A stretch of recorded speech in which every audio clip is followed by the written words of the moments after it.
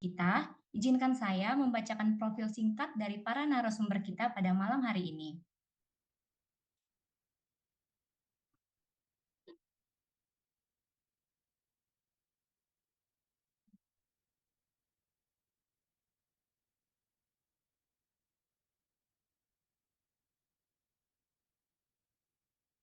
Baiklah, di sini saya akan membacakan secara singkat terkait CV dari Kak Trenaldi Aditya. Kak Trenaldi sendiri merupakan lulusan Sains Aktuaria dari Institut Teknologi Sumatera dengan IPK 3,39. Dan saat ini, beliau sedang melanjutkan studi Magister Administrasi Bisnis di Institut Teknologi Bandung. Sekarang, beliau berkarir di FIF Group, anggota dari Astra, sebagai General Service dan Security Officer.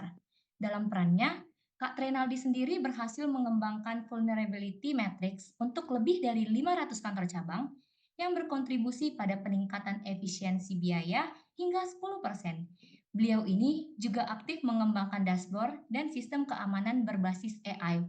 Wow, keren banget ya teman-teman. Sebelum itu, ke bawah.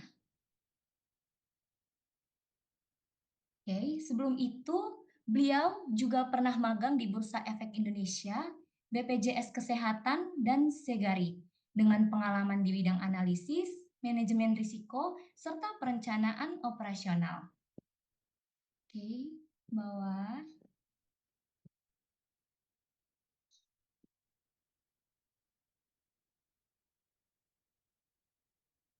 lagi. Oke. Selain aktif secara profesional, ternyata beliau juga aktif di organisasi sebagai anggota Humas Himpunan Mahasiswa Sains Aktuaria ITERA dan bahkan pernah menjadi pendiri sekaligus CEO IMP 45 Garage, yaitu bengkel khusus Vespa otomatis. Wah, benar-benar multidimensi banget ya. Kak Renaldi juga memiliki berbagai sertifikasi nih teman-teman. Di antaranya Risk Management Officer, Garda Utama, serta pelatihan Corporate Investigator dan standar kompetensi bidang pengamanan. Dengan latar belakang yang luar biasa ini, tentunya kita akan dapat banyak insight menarik dari Kak Renaldi hari ini. Selanjutnya, kita akan melihat CV dari Kak Fani Azari Pratiwi kepada operator. Tolong di-share screen.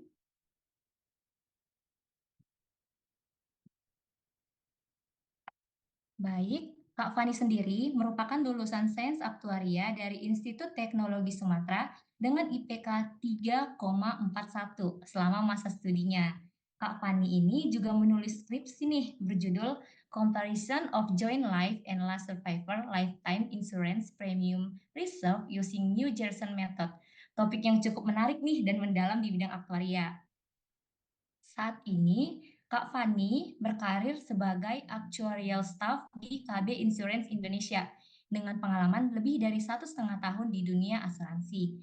Dalam perannya, Kak Fani terlibat langsung dalam perhitungan cadangan teknis, analisis risiko kerugian, serta alokasi reasuransi. Beliau ini juga mengembangkan program berbasis VBA untuk efisiensi proses rekonsiliasi data dan analisis laba rugi di setiap cabang.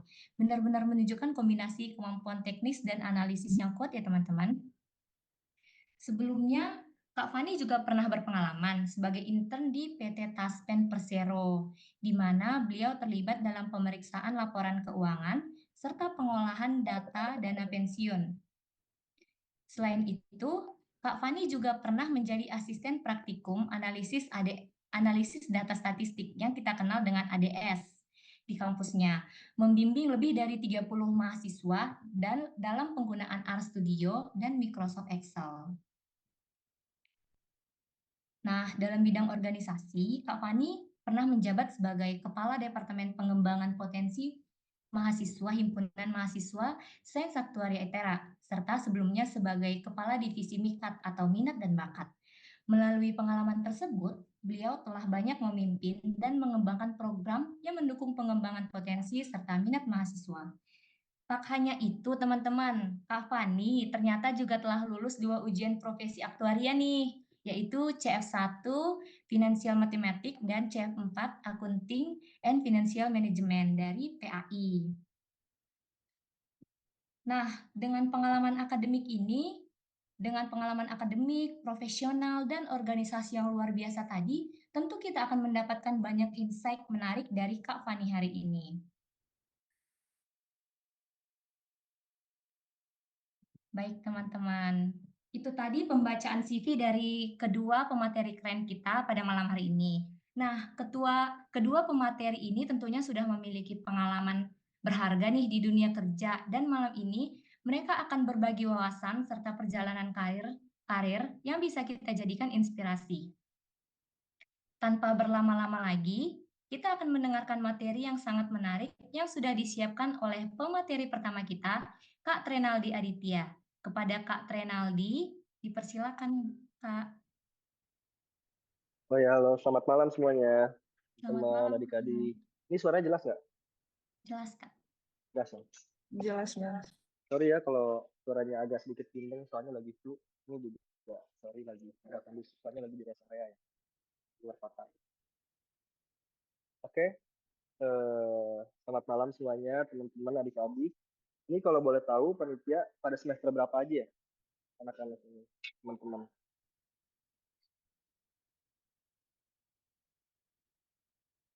Dari angkatan berapa ya? Kalau dari saya sendiri dari angkatan 2022, Bang. Ada Oke, angkatan 21 juga, 23, 24. oke. Oke, ini boleh dibuka kameranya teman-teman biar saya juga kenal. Siapa tahu pernah ada yang nongkrong bareng di Korea. Buat respect nggak usah on cam ya. Udah bosen lihat mukanya soalnya.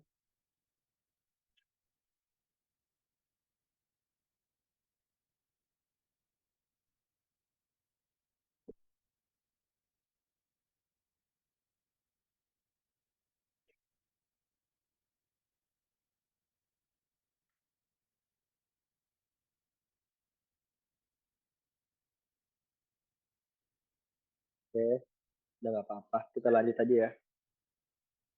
Oke, jadi ini sebenarnya highlight sedikit aja terkait background aku apa aja. Terus juga journey aku dari dulu kuliah sampai sekarang kerja gimana. Nah, ini sharing aja ya, kan tanya jawab sebenarnya. Bukan menggurui juga, cuman kalau misalnya dari kalian ada yang mau tanya, tanyain aja. Karena aku pun pernah di posisi kalian, kemudian juga pernah bingung juga, apa aku mau lanjut jadi aktuaris gak ya? Gitu. Jadi apa nanti feel free aja buat nanya, nggak usah yang nggak linear tuh nggak apa-apa, tanyain aja. Oke, lanjutin aja slide-nya.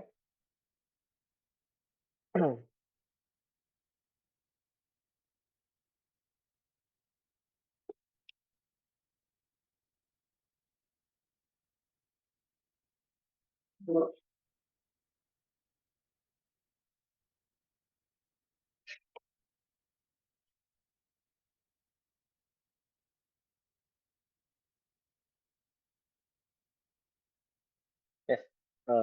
Jadi pertama introduction sedikit dulu. Jadi aku tuh sebenarnya berpengalamannya di dunia. Jadi kalau di grup Astra tuh ada satu divisi namanya security. Nah, security ini sebenarnya lebih ke mengelola resiko di setiap kantor-kantor kita.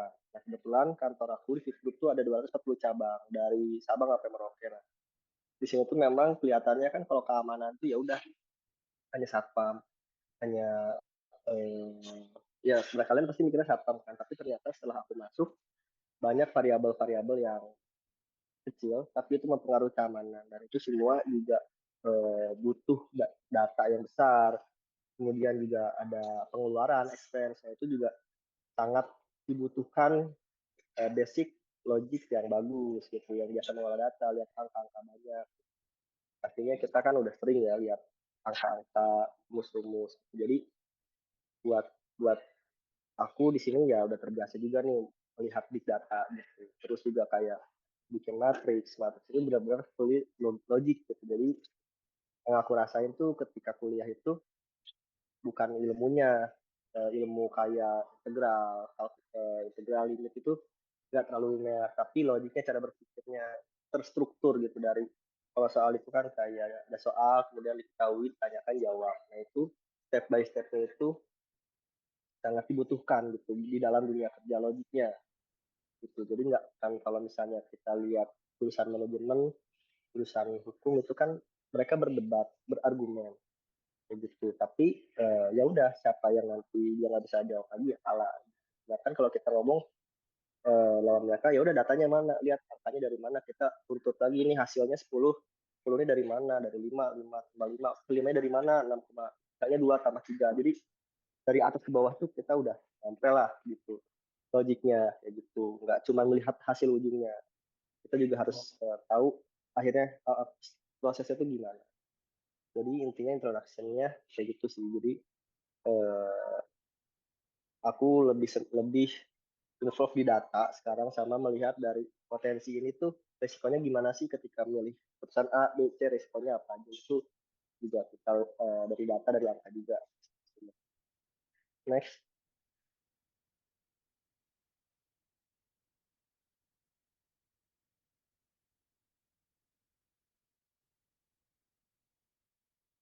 Nah ini academic background tadi aku udah dikasih tahu juga sama teman-teman panitia. Jadi satu aku dulu di PRK Aktuaria, kemudian sekarang alhamdulillah keterima rezeki di SDM ITB, tapi kampus Jakarta kayak gitu.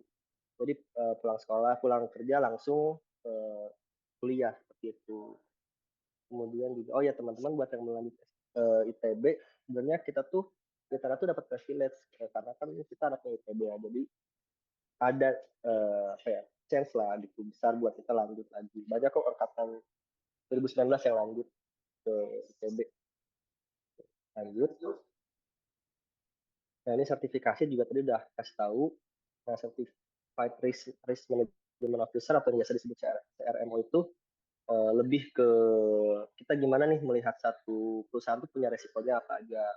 Kemudian dari tuntutan resikonya, kondisi saat itu resikonya seperti apa, dan resiko itu nanti mau diperlakukan bagaimana untuk meminimasi resiko tersebut dan solusinya apa. Jadi intinya seperti itu sih simpelnya.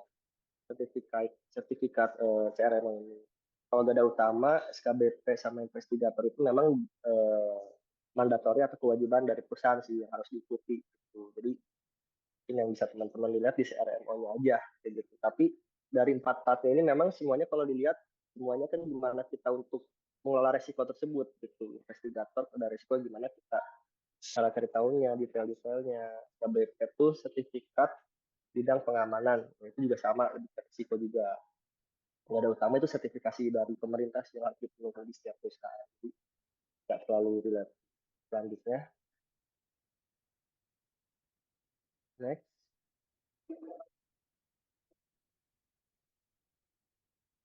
Ini ngeblank ya? Oke, nggak apa-apa di sini aja. Oh yang experience ini, experience terakhir, last 3 terakhir. Jadi sekarang ini aku sorry, sekarang sebelumnya aku saat ini kan tadi dijelasin di Fit Group sebagai General Support and Security Officer. Jadi di sini aku lebih gimana sih di pusat ini mengatur cabang, bikin konsep, bikin putusan, sampai SOP SOP-nya pun kita yang buat seperti itu. Jadi intinya gimana cara kita mengantisipasi kejadian buruk itu nggak terjadi seperti itu. Kalaupun terjadi kita udah tahu nih harus seperti apa, dan meminimalisir kerugian lah, intinya ujung-ujungnya cuan. Gimana biar kita nggak loss banyak cuannya, biar nggak rugi banget lah perusahaan. Kan kita nggak bisa eh, amal juga kalau misalnya kejadian itu terjadi apa enggak. Kemudian kalau di Bursa Efek Indonesia IDX itu interesting sih. Jadi waktu aku masuk tuh masih fully manual sistemnya dan lain-lain. Nah, kebetulan aku waktu di Segari sebelumnya itu karena startup, jadi kita harus nyoba hal-hal baru, trial and error, kita harus bisa pinter Excel, rumus dan lain-lain. Sorry aku bilang dulu.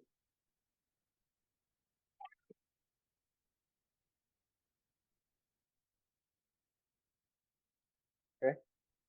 Jadi di sini aku bikin project, aku mengusulkan bikin stock outline. Jadi di mana stok-stok di cabang seluruh Indonesia itu, biar kita nggak usah mintain satu-satu lama kan, ada satu cabang bisa 2 hari, 3 hari, jadi kerjanya lama. Di situ aku eh, bikin sistem biar online. Jadi kita cuma seminggu tuh udah bisa beres datanya di Indonesia kayak gitu. Itu sih improve di IDX. Jadi teman-teman juga kalau lagi intern jangan malu buat ngusulin project nih. Jadi siapa tahu nanti ke depannya kamu di offer juga untuk kerja di situ. Sama juga kayak waktu saya udah keterima di Astra di Fit Group, saya juga di offer nih sama IDX buat masuk.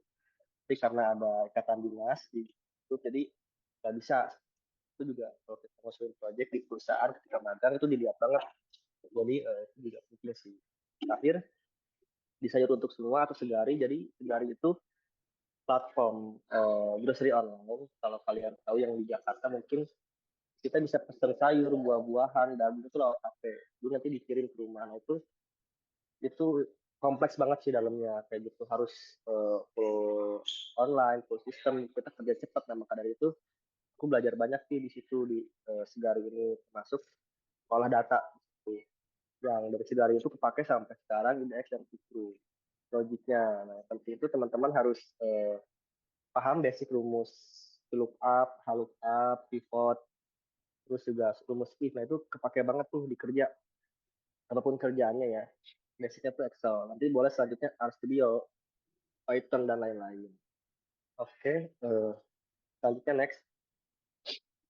Nah, ini sosial mediaku, nomor teleponku, emailku, atau link ini boleh connect, atau boleh email, atau mau nanya-nanya di WA juga. Pasti oke aja. Tuh.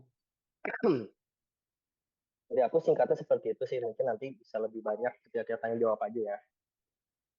Nah, tadi basic sedikit banyak udah dijelasin di CV ya. Oke, dari aku sih cukup ya.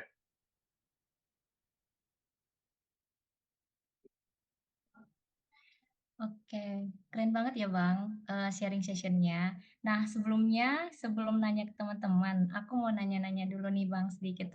Sedikit. Aku tuh kepo terkait perjalanannya, boleh nggak Bang? Boleh, boleh, boleh. Perjalanan apa nih? Nah, tadi kan Kak Renaldi ini sekarang di Viv Group ya. Bisa diceritain nggak sih Bang, kok bisa kerja di General Support dan Security? Padahal kita kan anak aktuaria ya. Bisa Ya, juga nyasar ke dunia keamanan perusahaan. Itu gimana ceritanya Bang? Apalagi oke. terlibat di bidang risk dan security management gitu-gitu. Jadi gini, awalnya kan aku kalau lihat TV sebelumnya pernah magang juga di Viv Group ya. Nah, sama di Yuk, situ besok kuis juga ada. aku magang di Viv Group, kemudian juga aku bantu project, dan kemudian ketika aku sidang akhir tuh aku update SG, karena itu aku di offer lagi mau masuk nggak gitu. Karena kan waktu itu ya gunanya ketika kita magang apa namanya harus perform itu ya di situ.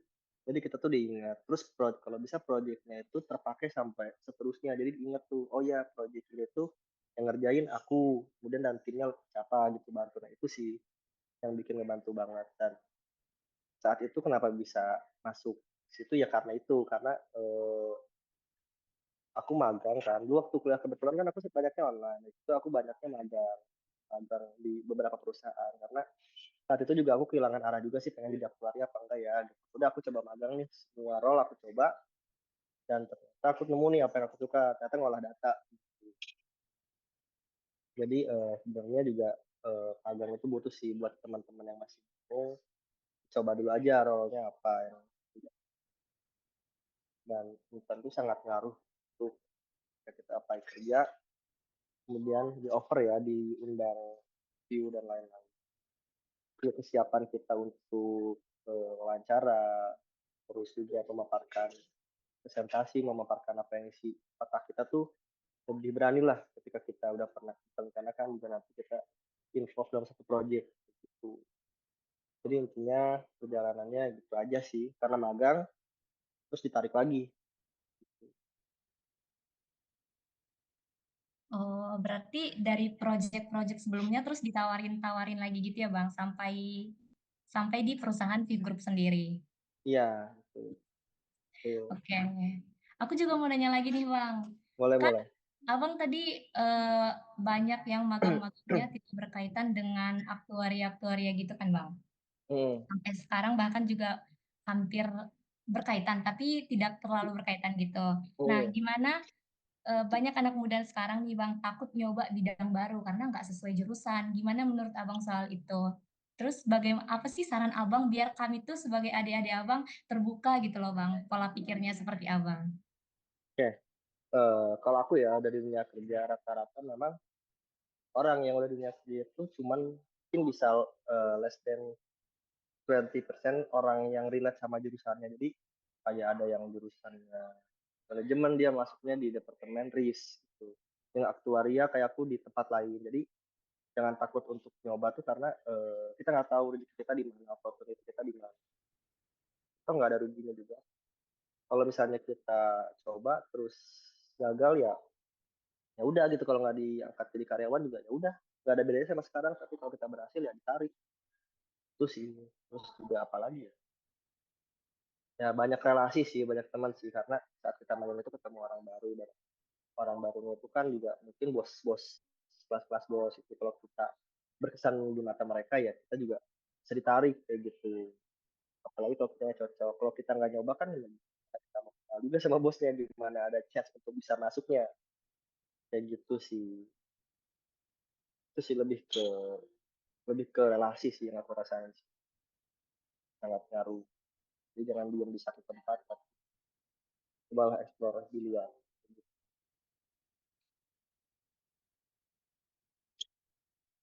Apalagi udah menjawab belum? Sudah menjawab Bang. Aku mau nanya satu lagi boleh nggak Bang? Boleh 10 juga nggak apa-apa. Oke Bang, aku mau nanya. Tadi kan Abang udah banyak magang kayak di BPJS, dari IDX, Astra gitu Bang. Abang dapat info magang sampai pekerjaannya itu gimana sih Bang? Tadi kan Abang bilang relasi Bang. Nah, Abang dapat Hmm, relasinya ini dari mana gitu Bang? Kayak saya sendiri kan Bang, saya udah mencoba untuk magang gitu Bang. Semester 7 kan udah magang. Itu kayak hmm. mendapatkan info untuk magang gitu kayak susah banget gitu Bang. Bahkan kan di link ini tuh banyak postingan-postingan, tapi setelah di email nggak ada balasan gitu Bang. Itu gimana sih Oke, cara Abang untuk mencari informasi-informasi seperti itu Bang? aku kasih tahu dari aku yang magang dari awal ya, yang BPJS. Yang BPJS itu aku dapatnya dari, nah itu juga dari relasi. Jadi dulu ada temannya, ayahnya temanku di BPJS. Aku WA aja anaknya, aku boleh nggak nih magang? Karena kan magang tuh sebenarnya bukan kerja ya, tapi kita ngebantu. Harusnya mereka seneng dong kalau ada anak income gitu. Kenapa seneng? Karena dibayarnya murah pertama. Apalagi waktu itu kita di BPJS nggak dibayar. Jadi harusnya mereka tuh seneng.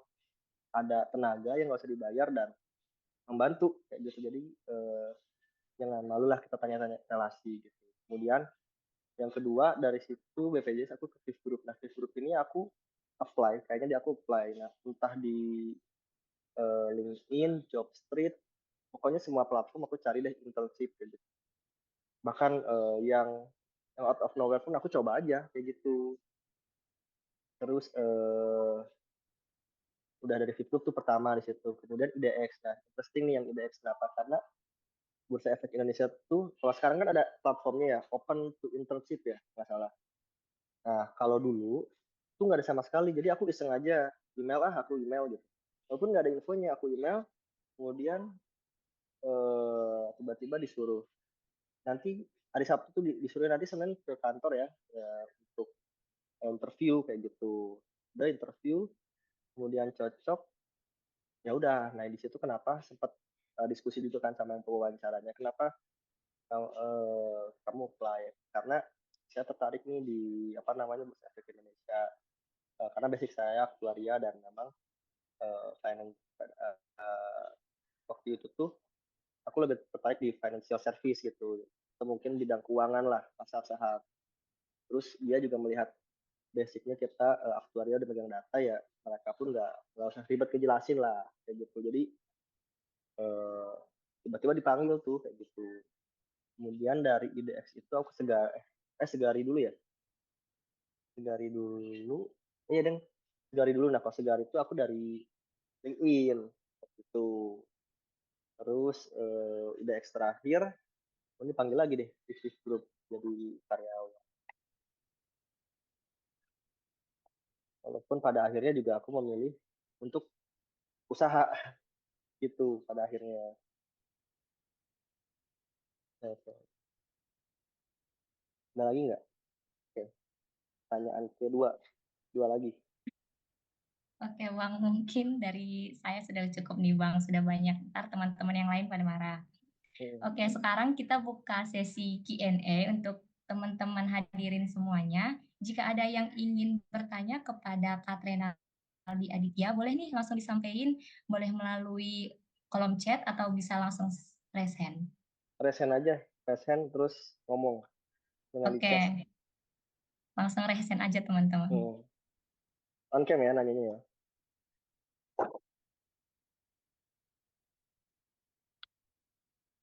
Tanya ke siapa yang aku tahu.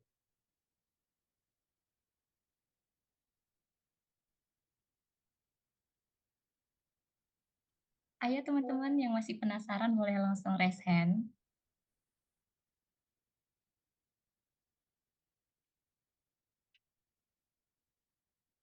Oke, di sini udah ada yang raise hand nih Bang, ada dua orang.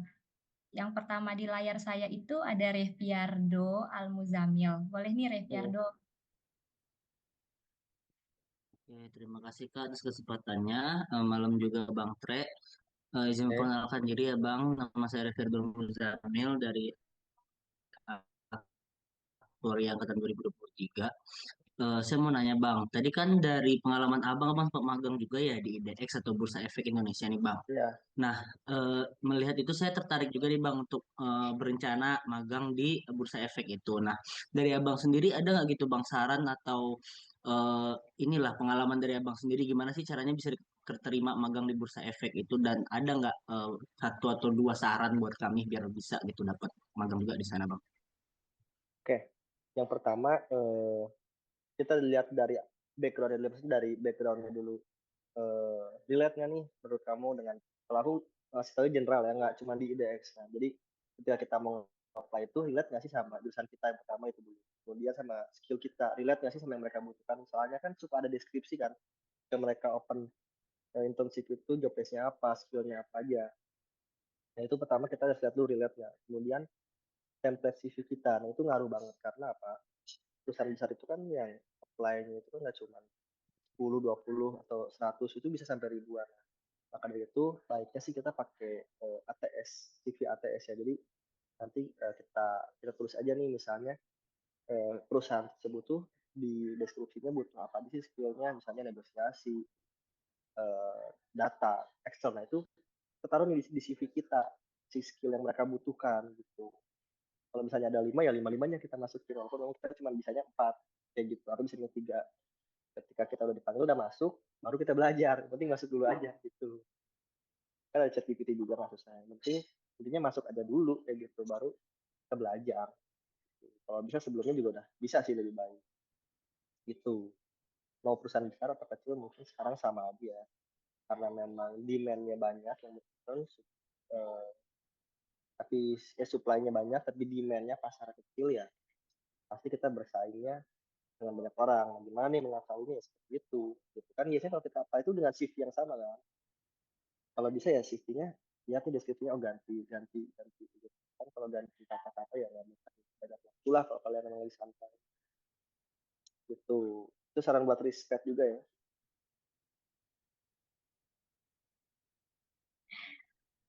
Baik, kepada Reviardo, apakah sudah menjawab pertanyaannya Reviardo? Iya sudah Kak, tapi boleh nanya lagi nggak nih Bang? Boleh boleh boleh boleh. Eh, Abang buat magangnya itu berapa lama sama magang di sana itu ngapain aja Bang?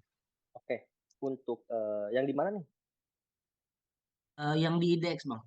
Oke, berapa lamanya nih? Berapa lamanya itu aku kurang salah, kurang lebih itu 5 bulan. Karena nah 5 bulan ini juga aku sebenarnya bolak-balik Lampung untuk skripsian. Aku izin itu ke Mutiara, Bu, izin ya aku skripsiannya online karena aku lagi magang.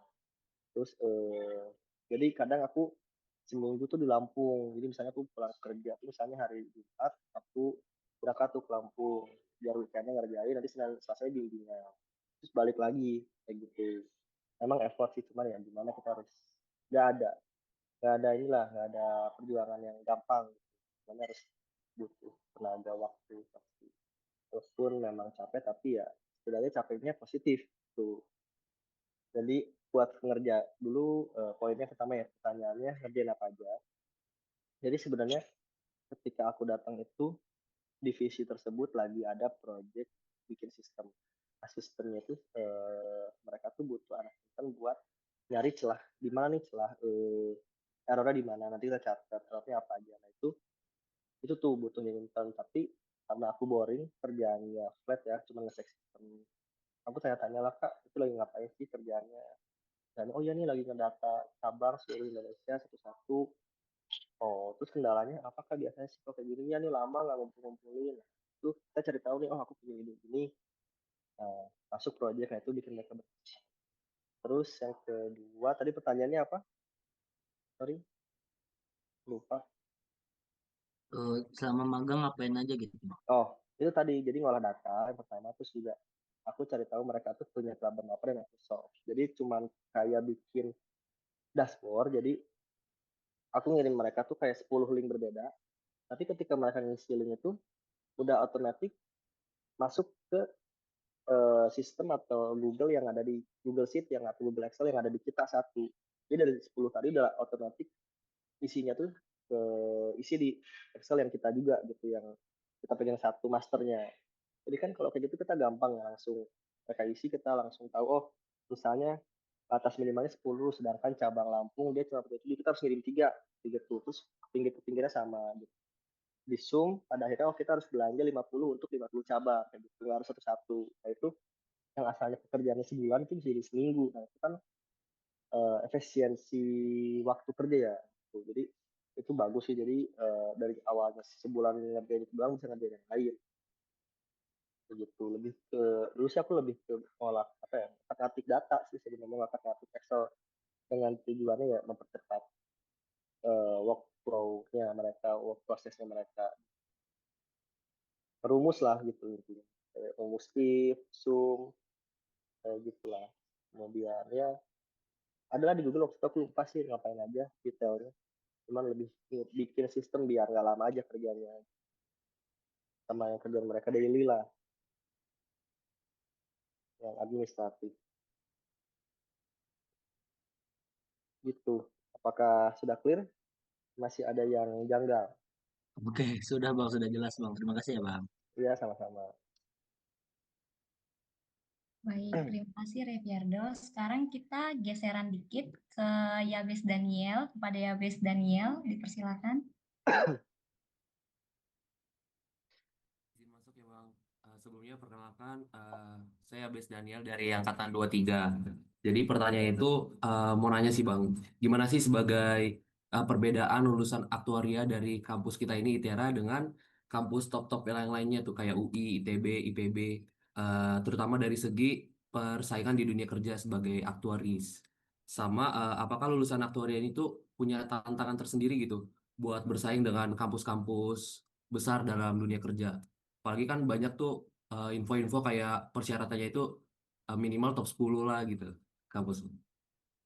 Ya ini juga keresahan aku dulu eh jadi waktu itu juga aku sama nih pemikiran seperti ini nah aku tuh harus punya nilai positif nih dari yang lain apa sih jika aku nggak bisa menjual nama kampus aku harus bisa menjual nama sendiri berarti nah di situ aku tambahin sama magang nih karena kan saat saat itu kan lagi covid nah cara aku jadi online kan kalau aktuaria nah di situ kan kita ada opportunity lah berarti dengan kita full online kita bisa magang nih sedangkan kampus lain tuh nggak bisa karena mungkin ada peraturan pak di situ aku ada chance itu ya aku magang aja terus jadi nilai tambahnya ya pengalaman gitu ya mungkin kalau dari kampus kalah tapi kalau dilihat dari dibandingin nih misalnya kalian punya perusahaan yang satu mereka udah kena magang banyak kan nggak cuman yang dilihat tuh nggak cuman skill apa ya organisasi cuman kalau kita magang itu kita tahu oh mana nih cara kita diskusi sama yang lebih tua politiknya kantor tuh kita udah bisa membaca lah gimana menghadapi karena nah itu juga dilihat terus kalau misalnya sebuah perusahaan apakah lebih memilih yang belum pernah magang atau udah pernah magang nih gitu gitu kan logiknya oh yang udah pernah magang dulu dilihatnya baru kita lihat hal lainnya kalau misalnya kampusnya gitu ya. Misalnya utamanya kampus Terus kalian milih anak UI atau milih yang udah pengalamannya banyak nih sama-sama satu. Tuh pasti kalian kan sebelum keputusan aku pilih yang udah banyak pengalaman aja deh. Pasti mereka lebih tahu gimana pola kerja, gimana kantor, politik kantor, atau gimana sih kebiasaan kantor itu. Itu sih. Jadi saat itu aku mengatasinya gitu, karena aku tahu aku nggak bisa menjual. Aku ya udah aku menjual diri aja gitu skill aku begitu.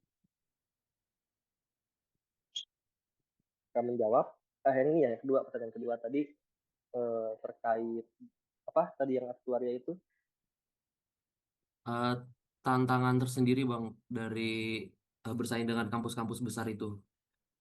eh, bersaing dalam tadi kan waktu aku lihat awalnya ya, pas masuk CV-nya. Sekarang waktu masuk udah kerjanya berarti ya, udah di dalam, sudah kerja as a teamwork. Iya betul Bang. Eh, Nah, sebenarnya kalau misalnya apple to apple ya, dengan jurusan yang sama itu kita nggak bisa melihat kampusnya karena belum tentu dia juga eh, apa ya belum tentu dia lebih pintar daripada kita walaupun kampusnya lebih bagus gitu. Kan ada yang namanya hoki kan begitu. Nah mungkin kalau tantangan tersendiri so far aku sama anak TB sama anak UI ya mungkin lebih berat dengan anak ITB gitu ya. Kenapa? Karena mereka kan juga lebih apa ya lebih susah ya kuliahnya mata kuliahnya. Nah yang dilihat di kerja itu sebenarnya survival skillnya bukan pinternya. Survival skill itu kayak gimana ya? Misalnya gini deh, misalnya kalau kita anak aktuaria ngerjain satu soal tuh bisa sampai 10 menit dan itu angka semua. Kalau misalnya manajemen, mereka ngerjain satu soal bisa 5 menit karena mereka asumsi kan menurut mereka dan itu nggak ada bener. Jawaban benar atau salah. Kalau kita itu jawabannya pasti.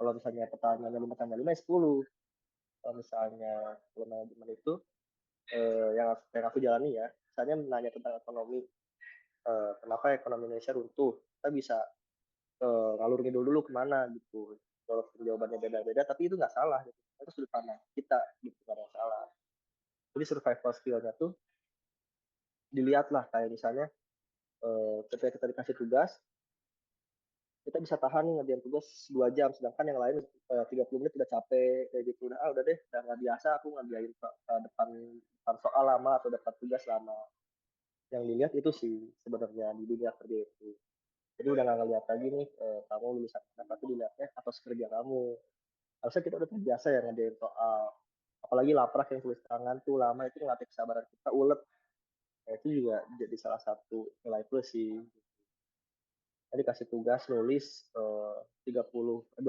halaman nulis nah, ketika yang udah biasa kayak anak binus tuh dia pakai komputer ya beda dong dia 20 menit tuh udah biasa 20 menit udah beres udah pegel kita 2 jam tuh masih bisa lagi itu sih yang bisa kalau misalnya mereka lebih pintar tapi mereka malas-malasan juga itu masih sebenarnya yang dikerja itu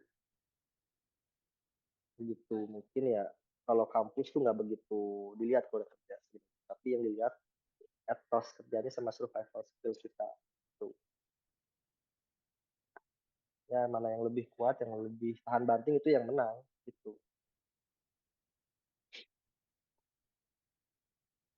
Oke Bang, terima kasih Bang. oke Baik, eh, kita akan masuk ke pertanyaan selanjutnya sekaligus pertanyaan terakhir pada sesi Kak Rinaldi Aditya kepada Julio Revalino. nggak apa-apa Ahmad Dipersilakan. Rizky lanjutin aja aku pengen tahu pertanyaannya apa Boleh tambahan satu lagi kepada boleh nggak usah serius-serius bosan serius-serius di kantor santai aja Jadi Julio siapa duluan ini Kak? Oh, saya ya. Julio aja dulu Oh, Julio aja dulu oke, terima kasih kesempatannya Kak Bang. Perkenalkan nama saya Julio Revalinus Manungkalit. Saya dari Sains Aktuaria ITERA Angkatan 23. Saya interest Bang dengan sertifikasi Abang kalau nggak salah tadi ada 4 atau lebih ya. hmm. Nah, pertanyaannya itu sertifikat seperti itu tuh Abang dapetin pas Abang udah bekerja sebagai bagian dari Fifth Group atau sebelum bekerja atau gimana Bang?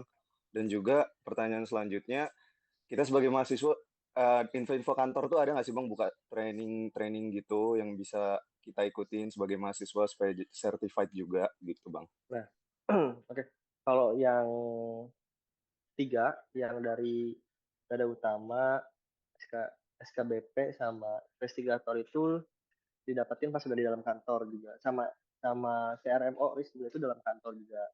Cuman memang untuk yang CRMO itu aku ngajuin karena memang aku juga butuh mengetahui resiko. Gimana sih cara bikin eh, analisa resiko itu yang benar tuh kayak gimana sih gitu. Karena kan kalau di kantor semuanya harus yang ngerjainnya tuh harus benar nggak sih skillnya tuh valid gitu. Nah, bener nggak sih dia tuh pernah belajar ini. Nah, itu dibuktiinnya yang formalnya dari sertifikat sebenarnya.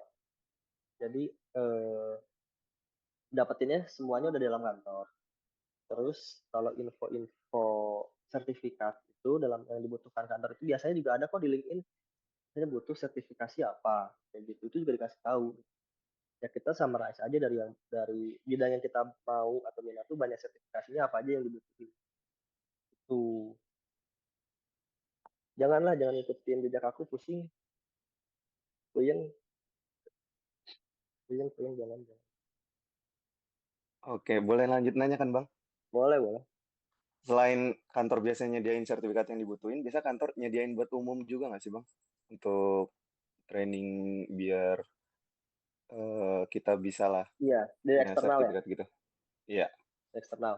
Kalau misalnya CRMO itu terbuka buat umum kok. Malah waktu CRMO itu aku banyak yang dari PNS, dari swasta juga banyak. Itu CRMO itu kalian ketik aja RAP Consulting Risk Management. Itu ada biayanya 6 juta itu aku dibayarin kantor kebetulan gitu. Jadi ya udah di situ karena kantor butuh dan yang relate itu aku jadi aku yang maju gitu. Kalau yang lainnya gratis sih yang 3 sisanya karena itu yang adanya Astra Internasional. Jadi dari semua grup Astra dikumpulin untuk pelatihan itu. Kayak gitu.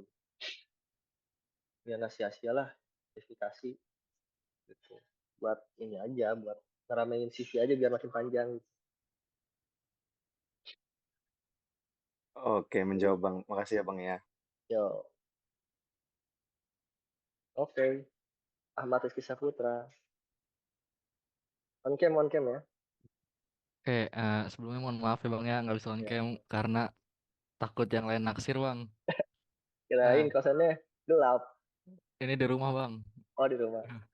Ini kan saya mau nanya Bang, sebagai Apa? lulusan baru yang lagi nyari-nyari kerja kan ya, saya Hmm. udah nyoba apply banyak gitu ya Bang ya.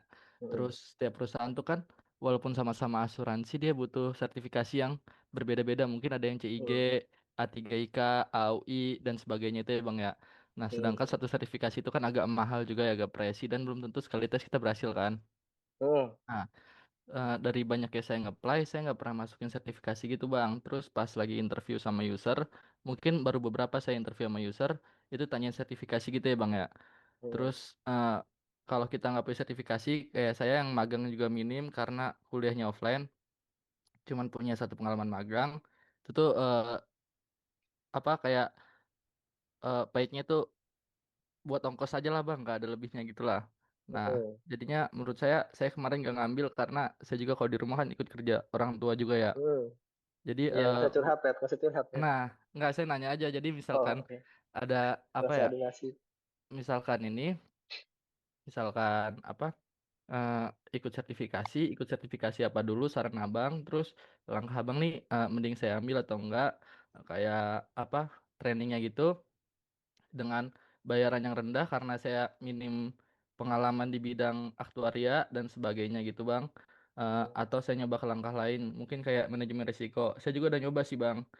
Itu pun ada sertifikasinya lagi kan kayak data analis Hmm. juga saya udah nyoba itu pun ditanyain kayak apa sertifikasi ya sedangkan sertifikasi itu kan mahal-mahal ya bang ya jadi bingung gitu saya mau ngelangkah kemana sedangkan basic saya pun cuman basic-basic aja tapi nggak yang kayak orang-orang yang satu basic dalam gitu saya hampir semuanya bisa tapi yang dasar-dasar aja bang kayak mungkin kayak Python dasarnya Excel dasarnya gitu nggak yang menjurus banget nah saran abang mending saya ngambil kayak satu sertifikasi terus nyoba di bidang itu atau gimana bang biar mendapatkan arah gitu bang. Jadi umur lu berapa sih Pet sekarang Pet? Masih muda bang, saya 18. Mana ada, muka lu tua, yang bener berapa? Dua-dua bang. Udah dua. Jadi gini, sebenarnya kan batas usia umur S1 itu sampai 27 ya, which is itu masih 5 tahun lagi. Jadi kalau menurut aku, kalau kita fresh graduate, itu kita ambil mana aja dulu yang, ya ini beda sih orang-orang. Kalau aku sih ambil aja dulu mana yang ada di depan kita, rezeki kita ambil dulu gitu, karena rezeki nggak datang dua kali, dan mau apapun pekerjaannya pasti kita dapat sesuatu yang bermanfaat, ilmu dan juga gaji. Nah gaji itu kita setting buat tujuan utama kita kayak gitu. Nah, misalnya saya sekarang di Astra, ya aku juga ngumpulin ya buat usaha bisnis itu Pak. Karena pada akhirnya juga eh, saya mau lanjutin bisnis yang udah jalan kayak gitu. Tapi sekarang aku butuh ilmunya, ilmu dan pemasukannya kayak gitu buat tambah atau memperbesar yang usahanya yang jalan. Jadi kalau misalnya balik lagi ke yang Respect mau terkait sertifikasi sebelum kerja, kalau memang lu yakin di bidang ada mutu sertifikasi ya lanjutin aja. Tapi itu kan belum tentu juga memperbesar opportunity kita untuk masuk. Itu juga bisa kegeser sama ordal dan lain-lain. Jadi kalau kata aku, ambil dulu apa yang ada di depan mata sambil cari yang lain. Syukur-syukur kalau itu linear sama yang kita mau ya kita ambil gitu. Walaupun memang kita udah kerja gitu. Jadi jangan nunggu sesuatu yang eh, belum pasti gitu. Tapi kita mau. Tapi kalau misalnya kita dikasih, misalnya kita misalnya mau uang 100.000 nih, tapi dikasih 50 dulu. Lu mau nggak ngambil? Pet? Mau bang. Nah, ya udah kayak gitu. Jadi ambil dulu yang depan mata, jangan ah gue mau 100.000 nggak mau dikasih 50 kayak gitu. Ya kan dua-duanya rezeki. 50 juga rezeki gitu. Nanti lu sambil 50, mungkin ada yang ngasih lagi nih 50 kayak gitu. Tapi ambil dulu 50-nya. Jangan nunggu 100. Ada yang ngasih 100. Gitu. Sertifikat nanti ya sertifikasinya ngambil aja sambil berjalan tuh kerja di bidang yang kita mau kayak gitu sih. Berarti kesimpulannya kalau misalkan saya ada tawaran lagi bang ya, ada interview sampai user lagi dengan misalkan saya ke rata-rata di daerah Kuningan ya bang ya, yang Iya, ini dari Kuningan itu mungkin biaya dari rumah saya itu 1,2 sampai 1,4 ya bang sebulan ya untuk naik LRT itu ya sama parkir motor itu. Jadi misalkan bayaran saya cuma 1,8 sampai 2 juta rata-rata MT di sana kalau tanpa pengalaman sama tanpa sertifikasi segitu bang yang saya interview kemarin 1,8 sampai 2 jutaan doang berarti cuma dapat sekitar lebih dikit aja itu kita ambil dulu baru melangkah ke depannya di- gimana nanti ya bang ya kayak sertifikasi dan lain-lain itu ya. iya. Emang lu mau dibayar, maunya dibayar berapa, Pet? Ya sebenarnya nggak muluk-muluk sih bang kalau misalkan deket mah diambil juga dari Cibubur gitu karena eh, dari teman-teman saya yang MT juga yang ada sertifikasi sama pengalaman banyak, paidnya tuh lumayan bang, beda sama saya yang minim ini minim apa magang sama minim sertifikasi itu nggak ada sertifikasi sama minim magang itu beda gitu bang. Padahal saya pernah interview bareng sama teman saya ditawarnya segini, saya ditawarnya segini, jadi sama-sama satu user gitu bang, karena dia Kalau punya skillnya beda nggak sertifikasi gitu. skillnya? Apa? Skillnya beda nggak? Mungkin kalau skillnya kalau langsung ya bang ya, kalau kayak apa kayak ngerjain Excel gitu mirip-mirip lah gitu kayak Hmm. kurang Emang lebihnya nilai cuman plusnya dia apa? apa bang Nilai plusnya dia apa nilai lebihnya? ada Excel sertifikasi ini. sama magangnya lumayan bang jadi kampusnya itu dia bisa fleksibel magang Hmm. bisa 2 kali gitu bang kalau di ITERA kan cuma satu terbatas gitu untuk Menurut lu wajar nggak kalau misalnya dapat tawaran beda dengan pengalamannya beda? wajar sih bang makanya kan saya nanya mending saya ambil pengalamannya dulu atau sertifikasi dulu baru nyoba melangkah kerja atau ambil yang depan mata dulu baru nanti ke depannya gimana kan Ambil yang pertanyaan depan saya. mata aja dulu. Oke. Kata aku sih. Ya udah bang mungkin itu sih bang yang mau saya tanyain soalnya udah mulai hilang arah juga bang. Itu aja, Pet. Kalau kata gua ambil dulu apa yang depan mata sih. Jangan pilih-pilih gitu. Emang emang kita emang kita sebagus apa sih buat milih-milih? Mau gitu aja sih. Emang kita sejago apa gitu buat milih-milih. Gitu. Oke, ada yang mau nanya lagi nggak? Oke, oke. Ayo nanya lagi. Pada teman-teman, kakak, abang, dan semuanya, apakah masih ada yang ingin ditanyakan lagi? Info intensif nanti ya, intensif kalau misalnya ada bukaan lagi.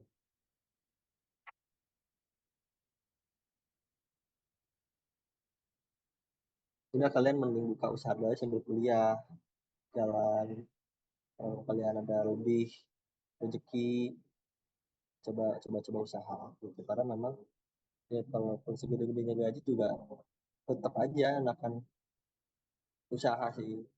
Nanti kalian balas bangun pagi kena macet Jakarta.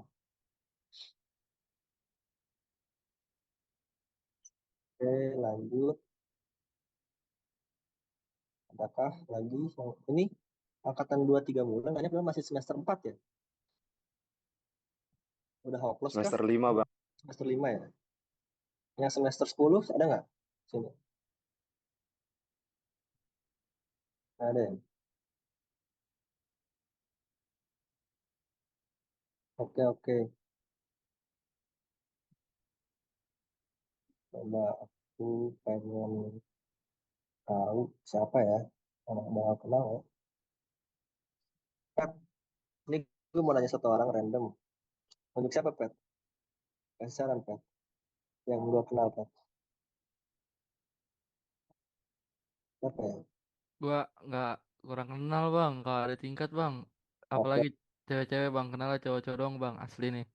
Moderator deh. Coba moderator mau numbalin siapa nih buat aku tanya-tanya.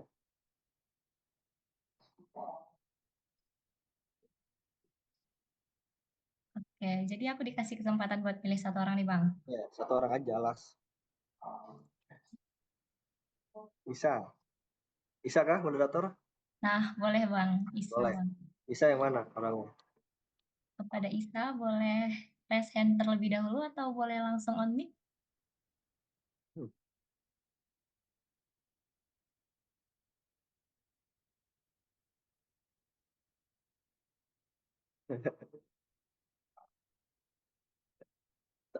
Imam apaan anjing jam segini bro. Udah lewat gila. Pet.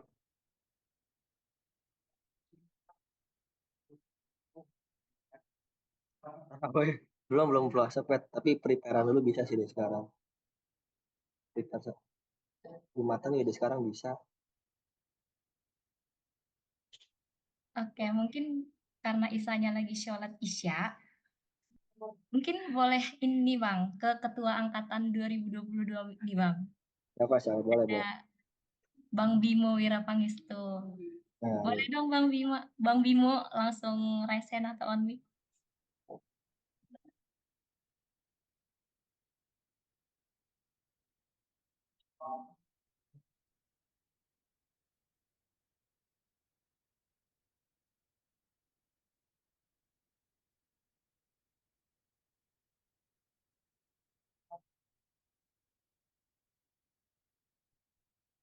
Ada nggak nih orangnya?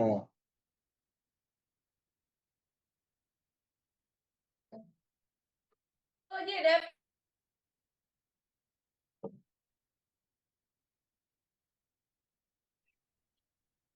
Mungkin karena Bimonya mungkin lagi ada kendala, Bang. Mungkin kendala sinyal atau apa. Mungkin kita langsung geser ke orang berikutnya aja, Bang. Kayaknya nih karma gua nih dulu kuliah jarang merhatiin, jadi gue juga nggak diperhatiin karma nih. Enggak deh, canda. Calon Mung- lulusan terbaik.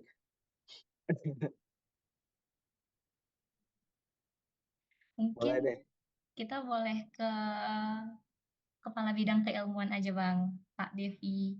Oh, Krisabel mau nanya, Bang. boleh. Mungkin kita ke Krisabel terlebih dahulu ya, Bang. Boleh. Kepada Krisabel dipersilahkan. Teman-teman semua, salam kenal sebelumnya Bang Tre. Aku Ya. Cruciabel dari angkatan 2023. Jadi di sini aku mau nanya tentang eh, seberapa relate sih Bang mata kuliah yang kita pelajari selama 4 tahun ini di dunia pekerjaan itu. Eh, Misalkan kayak ada beberapa lah mata kuliah yang emang sebenarnya belum bisa kita kuasai gitu. Tapi bisa nggak sih kita tetap survive di dunia kerja nanti gitu? Oke. Tergantung ya bidangnya apa dulu ya. Kalau misalnya kalian bidangnya aktuaria sih relate semua ya sebenarnya. Nah kalau misalnya bidangnya beda, ini pasti nggak akan relate. Tapi misalnya pola pikirnya tuh sistematisnya pasti kepake gitu ya. Pasti yang aku bilang tuh kalau misalnya aku milih tim pasti yang anak IPA. Kenapa? Karena basicnya sama gitu. Yang diajarnya sama kayak diketahui, ditanyakan, jawab, kalau biasa ngolah angka, data. Kayak gitu sih. Kalau aku ya mungkin ada orang-orang yang lebih cocoknya gimana. Aku lebih milihnya seperti itu sih. Jadi mungkin dari mata kuliah berbeda-beda, tapi kalau misalnya apa ya, kalau kalian tahu mungkin kalau misalnya kalian disuruh milih tim sama anak hukum atau sipil, pasti kan lebih milih sipil kan, karena mungkin backgroundnya oh hitung-hitungannya sama. Nah kalau mata kuliah sih gimana ininya ya bidangnya ya, karena aku bukan di aktuaria jadi aku nggak tahu, mungkin nanti ke Fani next tuh bisa pertanyaan itu. Atau mungkin mau dijawab Fani sekarang, Fan. Jawab, Fan. Iya, kenapa? Suaranya masuk? Relate-nya tuh matkul kita sama bidang aktuaria. Oh, sangat lihat sekali ya teman-teman semuanya. Jadi pesannya, eh kalau bisa, bukan kalau bisa, tapi harus. Kecil suaranya, Fan. eh ah, Kecil suaranya. Deketin lagi coba. sekarang masih kecil. Sama. Bentar, bentar ya.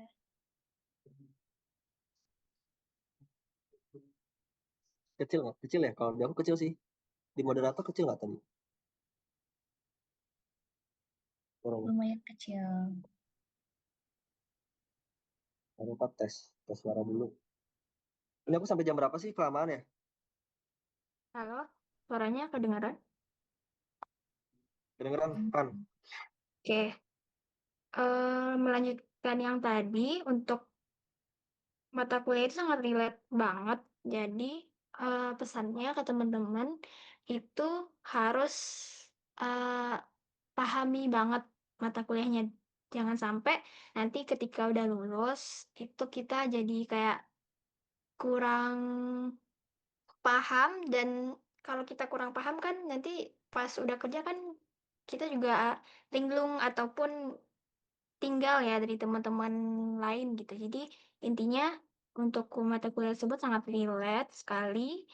Eh, Apalagi nanti kan dan juga teman-teman sekarang pasti lagi ujian baris kan, ujian PAI. Nah itu tuh sangat berhubungan banget. Jadi jangan disangka eh, pas kuliah nggak bisa, terus pas ujian nanti aja lah sambil latihan soal dan segala macam, itu tuh nggak bisa teman-teman, karena pengalaman saya sendiri dan itu gimana ya, sangat tertinggal banget lah intinya. Jadi pesannya itu sih, dipahami banget kuliahnya, sama untuk ujiannya juga dikejar banget. Itu pesannya.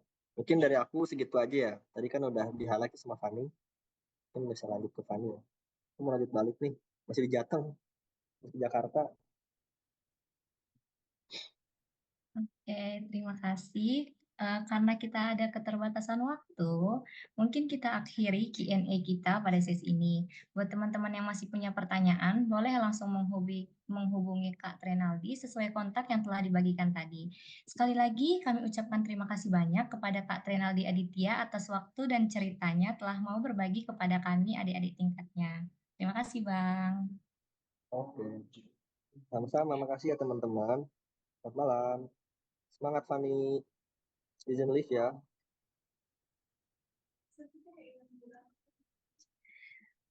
Baik, teman-teman, kita masih punya satu narasumber lagi yang akan menyampaikan materi. Tanpa berlama-lama lagi, kita akan mendengarkan juga materi yang sangat menarik yang sudah disiapkan oleh pemateri kedua kita yang sangat luar biasa. Kepada Kak Fani Azari Pratiwi, waktu dan tempat kami persilakan, Kak. Oke, sebentar ya. Suaranya jelas nggak? Jelas, Kak. Oke, Assalamualaikum warahmatullahi wabarakatuh. Selamat malam teman-teman semuanya. Selamat malam, Kak. Ini masih pada di Zoom nggak? Oke, nah Sebelumnya aku mau ucapin terima kasih kepada teman-teman Himakto yang udah mengundang aku untuk menjadi narasumber di Career Talk ini. Mungkin di sini aku nanti akan sedikit berbagi pengalaman yang udah aku dapetin selama terjun di dunia aktuaria langsung gitu. Mungkin boleh minta tolong share screen.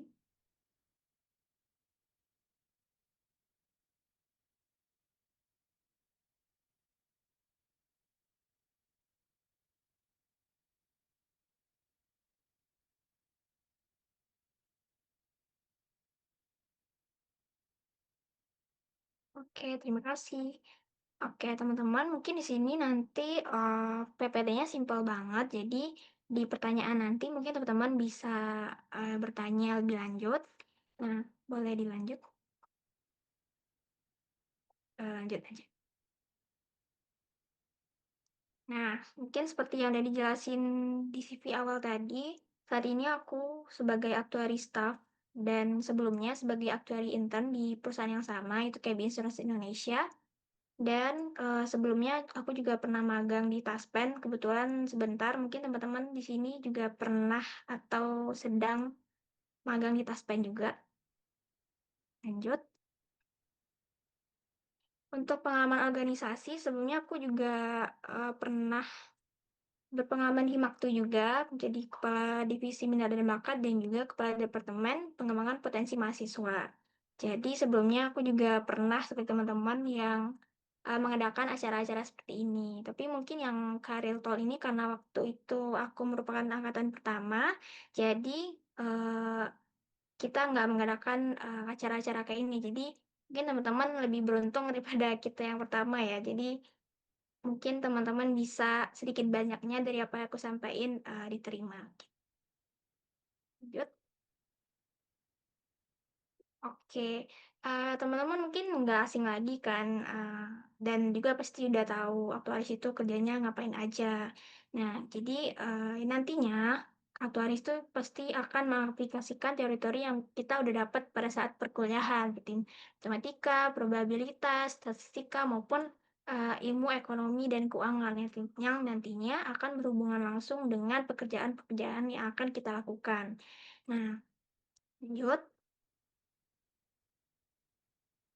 Nah, untuk aktuari sendiri, profesinya tidak eh, melulu tentang di bidang asuransi. Itu ada banyak. Yang pertama, di bidang asuransi itu menjadi asuransi jiwa, asuransi kesehatan, asuransi umum, dan juga teman-teman bisa menjadi konsultan aktuaria di kantor konsultan maupun kantor konsultan eh, KAP gitu. Kemudian juga bisa jadi data analis, risk analis, dan juga di Taspen juga bisa imbalan kerja itu BPJS Ketenagakerjaan, keuangan dan perbankan, dan yang terakhir investasi dan manajemen risiko. Nah, ini pasti teman-teman sudah belajar semua di mata kuliahnya, dan bagi teman-teman yang baru mungkin nanti akan mendapat mata kuliah yang sama di semester-semester berikutnya gitu. Lanjut.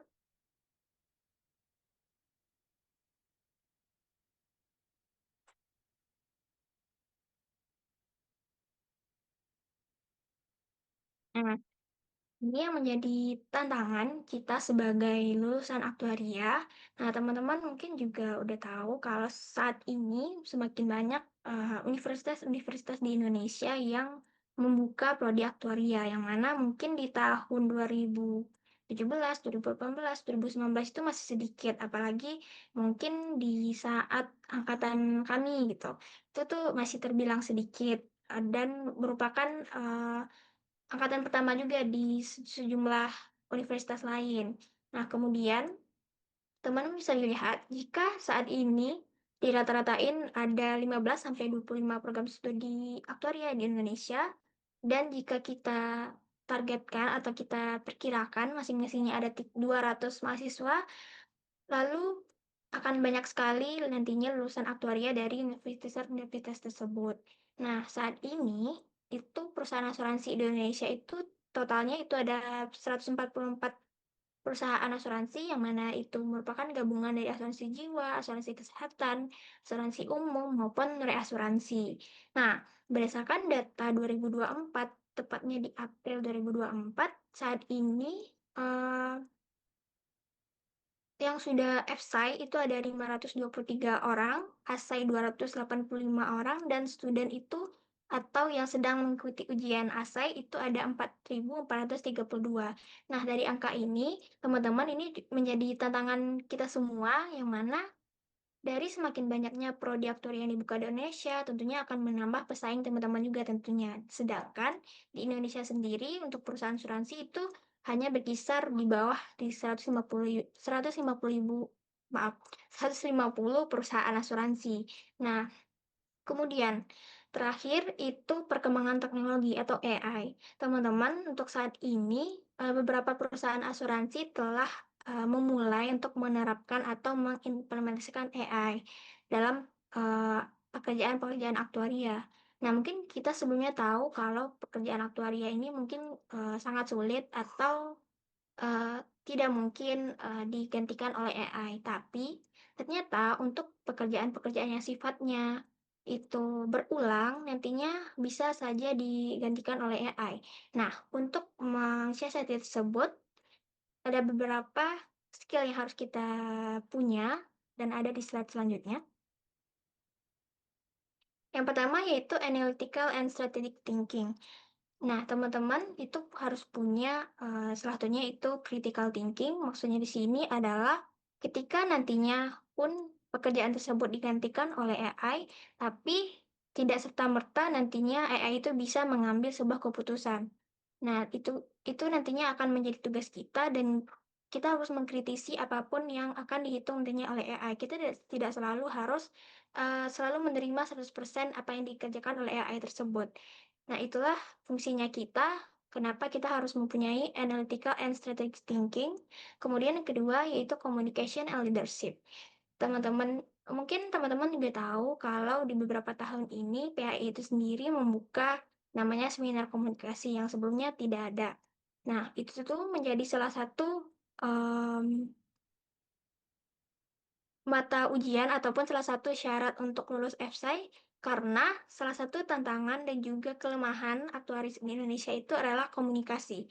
Maksudnya komunikasi di sini adalah mungkin pekerjaan yang kita lakukan itu kita mengerti dan sesama aktuaris mungkin mengerti, tapi bagaimana cara kita untuk mengkomunikasikan dengan pihak luar, contohnya manajemen tentunya, dan juga divisi-divisi lainnya itu butuh suatu kemampuan karena data yang kita sajikan dan data yang mereka terima itu tidak mungkin sama. Jadi, komunikasi di sini sangat penting dan bagaimana nantinya apapun yang kita kerjakan bisa disampaikan dengan baik kepada mereka. Yang kedua itu leadership. Maksud leadership di sini adalah di dalam sebuah tim tentunya kita memiliki peran masing-masing. Nah, dalam sebuah project itu nantinya juga dibutuhkan leadership kita sendiri tentang bagaimana kita mengatur bagaimana proyek-proyek tersebut terselesaikan dengan baik.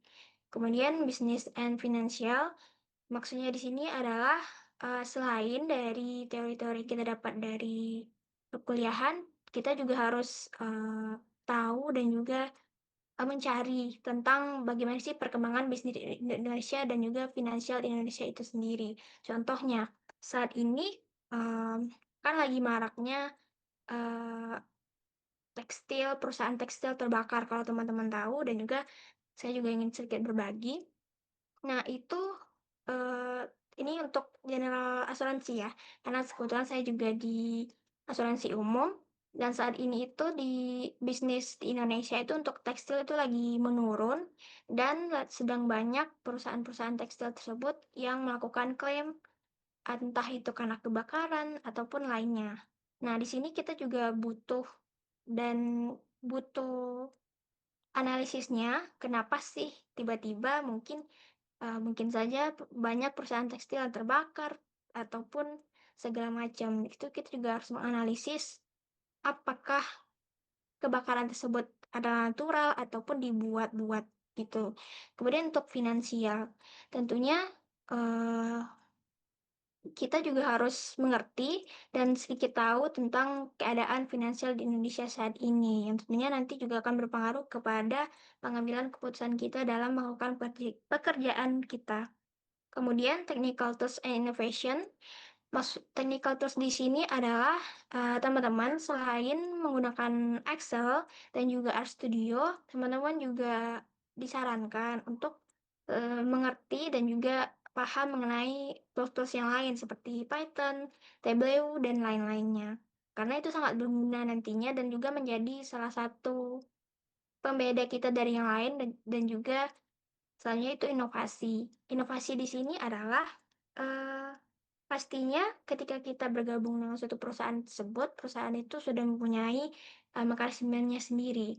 Nah, ketika kita menemukan sebuah kekurangan ataupun seperti yang dijelaskan oleh Trey tadi, mungkin Trey jelasin tadi kalau misalnya sebelumnya pekerjaan itu selesaikan dalam waktu 1 bulan. Nah, tapi dengan adanya inovasi yang Trey berikan, pekerjaan tersebut selesai dalam 1 minggu. Nah, inovasi tersebutlah yang dimaksud di sini. Jadi teman-teman itu akan menjadi nilai plus juga bagi usernya. Kemudian programming and automation. Eh, Nah, ini juga salah satu yang saya rasain itu ketika kita mengerti dan bisa melakukan otomasi terhadap pekerjaan itu menjadi salah satu nilai tambah juga.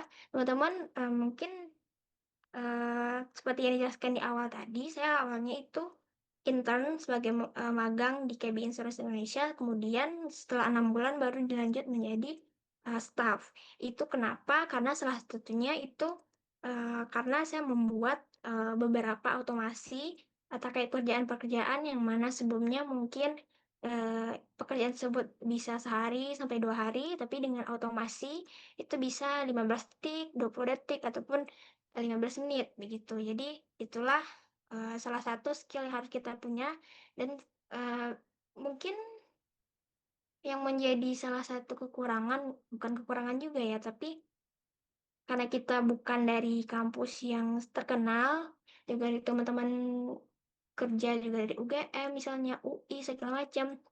Nah, mungkin itu yang menjadi pembeda kita dari mereka gitu. Apa sih yang bisa kita berikan yang berbeda dari mereka gitu. Semoga tersampaikan ya teman-teman. Lanjut. Oke, selanjutnya tips dan juga ini yang terakhir mungkin. Yang pertama itu technical fundamental. Maksudnya di sini menjawab pertanyaan dari Crucible tadi ya. Nah, teman-teman harus paham dan juga mengerti gitu tentang mata kuliah yang kita jalanin. Mungkin di sini aku dulu termasuk yang nggak terlalu paham atau paham dan nggak terlalu eh, apa ya, nggak terlalu sadar gitu. Karena waktu itu sedang COVID, sedang Zoom juga di rumah, jadi mungkin pikirannya kemana-mana gitu kan. Jadi waktu itu nggak terlalu paham dan juga tidak terlalu sadar kalau ini itu nanti sangat berguna banget gitu. Dan waktu itu sempat juga aku nggak pikiran sama sekali akan berkarir di bidang aktuaria dan akhirnya nggak tahu tiba-tiba jadi aktuaria gitu. Kemudian yang kedua analytical and programming tools sama kayak tadi itu kita harus punya analytical thinking, critical thinking dan juga kita harus menguasai beberapa tools yang bisa mempercepat pekerjaan kita. Ketiga itu professional certification, salah satunya yaitu ASAI, sertifikat ASAI atau ujian PAI. Di sini teman-teman udah ada yang lulus atau lagi sedang mengikuti saya enggak?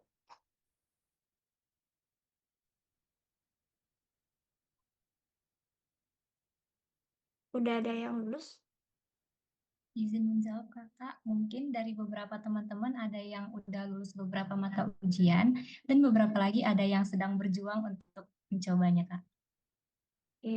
Nah mungkin aku sedikit berbagi ya teman-teman. Aku sendiri kan di CV tadi baru lulus A10 dan A40. Nah itu tuh sangat gimana ya? Dan itu baru aku dapetin setelah bekerja, bukan pas kuliah. Nah itu salah satu yang menjadi eh, hal yang disesali gitu. Kenapa pada saat kuliah tidak ujian dari awal dan juga tidak berusaha gitu untuk lulus dan intinya kesadaran sih sebenarnya. Jadi bagi teman-teman yang mungkin sekarang belum belum kepikiran ke arah mana, mungkin bisa dipikirin dari sekarang, dan juga kalau misalnya udah kepikiran, tetap berusaha ujian-ujian tersebut walaupun makin susah ya, atau aku aja yang merasakan makin susah, tetap dijalanin. Untuk yang terbanyak itu udah lulus berapa ya?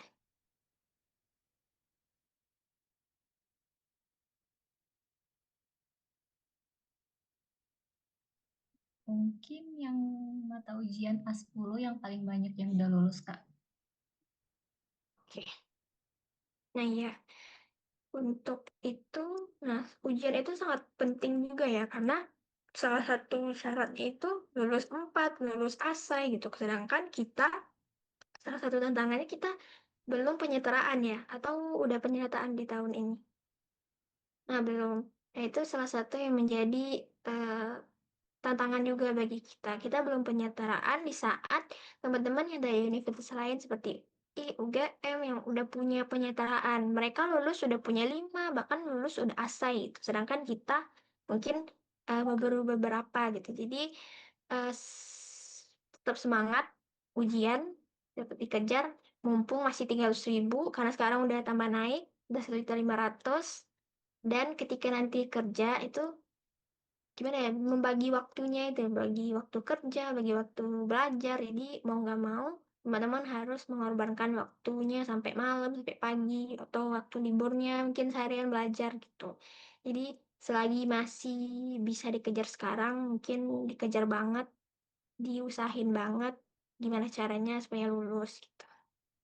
Kemudian yang keempat itu networking, mungkin jelasin juga sama Trinaldi tadi, itu jaringan ataupun pertemanan itu juga sangat berpengaruh.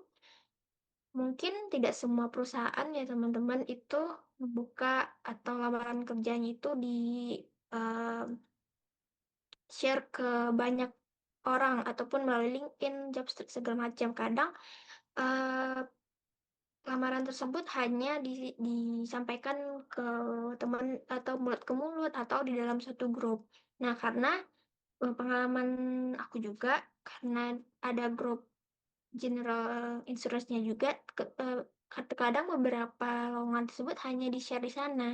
Jadi, misal ada yang butuh ini enggak, ini ya, gitu. Cuma gitu doang, enggak yang profesional lamaran gitu, enggak. Jadi hanya mulut ke mulut ataupun grup-grup.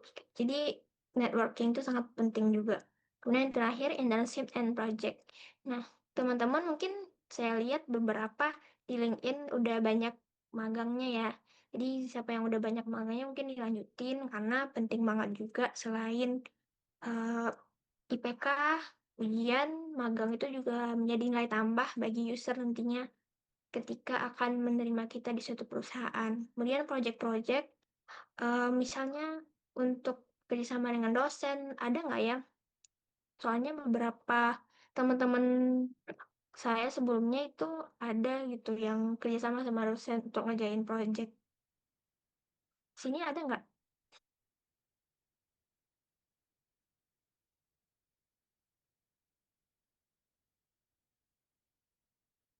Nah, kalau misalnya nggak ada, mungkin teman-teman bisa mengerjakan satu project, ataupun misal perusahaan A, perusahaan B lagi buka lomba apa gitu. Biasanya OJK kan yang sering buka lomba apa. Jadi teman-teman bisa ngerjain project itu bareng teman-teman lainnya. Karena itu nanti juga akan menambah nilai poin kita juga di CV kita. Oke, mungkin dari aku itu. Dari teman-teman kalau ada yang tanya silakan. Baik, terima kasih kepada Kak Fani Azari Pratiwi yang sudah menyampaikan materi luar biasanya sekaligus berbagi tentang cerita perjalanan karirnya.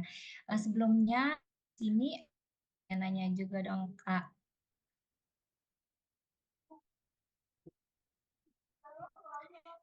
Nah, di sini aku mau nanya Kak, gimana sih Kak rasanya kerja di dunia asuransi yang penuh dengan data, apalagi kan datanya itu pasti big data gitu Kak, banyak datanya dan pastinya lebih rinci lagi, lebih rumit lagi dari yang kita pelajari di kelas. Kalau di kelas kan kita hanya belajar dasar-dasarnya Kak, hanya ADS, hanya dasarnya ADW, hanya dasarnya gitu Kak. Gimana sih Kak rasanya tiba-tiba dapat data yang big data yang banyak, terus pastinya kalau magang gitu kan pastinya dikasih deadline, apalagi Kakak menciptakan sendiri yang bisa diperpanjang sekarang, itu gimana rasanya Kak? Oke, awalnya sih sebenarnya aku juga nggak termasuk yang level Excel-nya itu bukan yang advance atau yang udah mahir banget, itu enggak. Nah, tapi seiring berjalannya waktu dan karena pekerjaannya mau nggak mau, karena kita isi pekerjaan itu kita harus menyelesaikan kan. Jadi waktu itu aku ikut apa itu ya? My skill, bukan my skill apa ya? Pokoknya sebuah bootcamp gitu lah. Untuk Excel dan juga lainnya. R juga, Python, Python juga kalau nggak salah. Nah, di situ pertama cara aku gimana bisa menggunakan toolsnya terlebih dahulu. Yang kedua itu jujur untuk benar yang dikatakan sama Ripka ya. Untuk pertama kalinya itu kan pas kuliah mungkin kita nggak terlalu banyak mengolah data. Kalaupun banyak nggak sampai yang jutaan gitu kan. Tapi ternyata ketika kerja itu datanya bahkan sampai jutaan row-nya gitu kan. Itu pertama, situ kita diajarin bagaimana sih cara kita menanggapi data tersebut. Maksudnya menanggapi itu adalah bagaimana cara kita menyelesaikan atau mengolah data itu dengan cepat gitu kan. Mungkin aja bisa ada 5 cara menyelesaikan data-data tersebut, tapi dari kelima cara itu mana yang paling cepat dan mana yang akan memberikan efisiensi terhadap pekerjaan kita. Terus itu yang kedua. Yang ketiga, untuk apa ya? Untuk teori-teori di kuliah mungkin. Nah, seperti yang aku jelasin tadi, aku termasuk orang yang enggak pas kuliah itu enggak yang terlalu sadar akan pentingnya mata kuliah tersebut gitu. Ya, aku jujur aja dulu pas kuliah itu nggak terlalu yang apa ya, kalau ujian dapat nilai A atau kalau ujian harus belajar sampai pagi, aku bukan tipe yang kayak gitu. Tapi mungkin teman-teman jangan diikutin gitu. Tapi ternyata di kuliah itu sangat penting karena di analisis data statistik mungkin kita diberi modul kan bagaimana langkah-langkahnya dan mungkin kita kalau misalnya alfanya ini terus hasilnya ini dia nggak signifikan gitu doang kan. Iya nggak sih? Akal aku gitu. Nah, mungkin sesimpelnya gitu, tapi pasti kerja kan nggak mungkin gitu. Kayaknya nggak signifikan ini. Kan nanti usernya atau atasannya nggak mungkin kan? Iya nggak signifikan ya gitu doang nggak mungkin. Nah, itu kan yang kedua, yang ketiga, itu bagaimana cara kita menginterpretasikan data yang kita hitung. Nah, kalau misalnya datanya nggak signifikan, itu kenapa gitu kan? Terus yang kedua lagi. Empat, ini apa namanya? Bagaimana cara kita mengkomunikasikan data tersebut. Jujur aku awalnya apa ya? Dibilang kagok juga gimana? Iya, mungkin kagok juga. Karena teman-teman kerja aku itu semuanya dari UI, dari Unpad, dari UGM dan rata-rata juga udah ASAI, udah ASAI, udah FSAI. Appointed-nya pasti udah FSAI. Nah, tapi sedangkan aku waktu itu posisinya nggak punya sertifikat sama sekali. Aku belum lulus A10, ada 40. Aku lulus A40 itu di bulan Oktober 2024. Oktober? Bukan. Mei 2025 kemarin. Mungkin teman-teman ada yang ikut, tapi aku nggak tahu.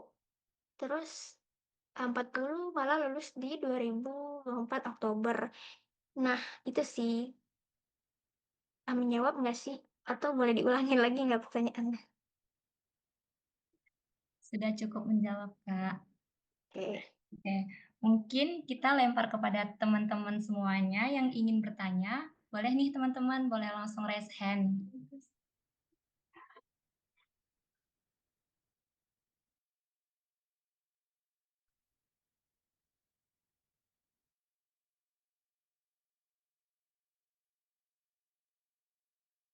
Oke, karena di sini udah ada yang raise hand, mungkin di layar pertama aku itu ada Bintang Simpariko. Kepada Bintang, boleh nih langsung disampaikan pertanyaannya? Oke, terima kasih Kak. Sebelumnya saya izin off cam ya Kak, karena lagi nggak kondusif di sini. Saya mau nanya Kak, kan Kakak udah jadi staf aktuaris kan di KB Insurance itu kan Kak. Nah itu Kakak di situ tuh ngapain aja Kak di kerjaannya itu? Apakah eh, Kakak pertama kali masuk itu kaget atau enggak? Nah, dan juga kalau dari kuliah itu apakah kasus misal di KB itu ada contoh kasusnya apa gitu Kak. Nah, kalau pas di kuliah itu apakah relate dengan kasus tersebut atau ternyata nggak ada hubungannya dengan kita belajar apa di Dan juga aktuaria ini Kak. kalau Dan dari juga apa satu dari lagi Kak. kuliah itu Kakak kan udah ada 2 sertifikat ASAI kan Kak ujian. Nah, itu menurut Kakak yang paling penting itu ngambil ujian yang mana Kak buat jadi aktuaris itu Kak. Itu aja sih Kak. Oke, aku jawab ya. Pertama, apakah aku kaget ketika pertama kali bekerja gitu kan? Eh, Jujur kaget banget. Kaget banget kenapa? Karena em, pertama, berhubungan lagi nih sama yang aku ceritain tadi. Aku bukan termasuk orang yang ambis banget pas kuliah. Jadi ya gitu, ternyata teori tersebut sangat penting untuk kita gunakan dalam pekerjaan. Yang kedua, apa aja yang aku lakukan di pekerjaan ini gitu. Pas magang dulu ya. Pas magang mungkin aku cuma ngebantu pekerjaan dari usernya. Itu pas magang itu aku nggak ikut dalam perhitungan cadangan teknis. Cuman waktu itu aku cadangan teknis tapi cuman menghitung perhitungan cadangan klaim. Mungkin teman-teman udah belajar di BNR mungkin sudah ya. Nah ya, di BNR gitu-gitu. Nah tapi untuk cadangan premi, cadangan CAP BMP, tahu kan? Itu aku belum ngerjain pas magang. Kemudian pas magang itu juga melakukan rekonsiliasi data. Itu kan nanti kita kan aktuaria itu di pos terakhir ya. Karena masuk data dari marketing terus akhirnya di aktuaria gitu. Aktuaria jadi semua data yang masuk ataupun semua data yang akan kita hitung itu direkonsiliasi dulu apa itu data klaim ataupun data premi, data produksi gitu. Jadi harus direkonsiliasi terlebih dahulu. Nah, disitulah aku membuat otomasi tadi. Nah, yang tadinya rekonsiliasi itu butuh beberapa waktu, tapi dengan otomasi yang aku bikin, itu hanya 10 detik atau 15 detik gitu. Jadi kita sudah dapat hasilnya mana yang tidak sesuai ataupun yang udah sesuai gitu. Kemudian pas magang itu aku melakukan oh di CV tadi mungkin kalau teman-teman ingat aku melakukan spreading cadangan teknis di beberapa reas. Makanya di sini adalah kan nanti eh, asuransi ini juga akan mensesikan preminya ke reasuransi gitu. Jadi di situ aku ikut menghitung eh, beberapa sih share dari si polis ini ke reasuransi A, B, C gitu. Nah, dan juga berapa sih kredit rating dari si reasuransi ini. Apakah karena itu juga akan berpengaruh kepada manajemen risikonya. Ketika suatu perusahaan asuransi tersebut ratingnya jelek, itu akan berpengaruh ke risiko yang akan dihadapi oleh perusahaan tersebut. Contohnya, kita mesesikan lumayan gede premi ke perusahaan reasuransi A, tapi ternyata perusahaan reasuransi tersebut ratingnya mungkin C gitu kan.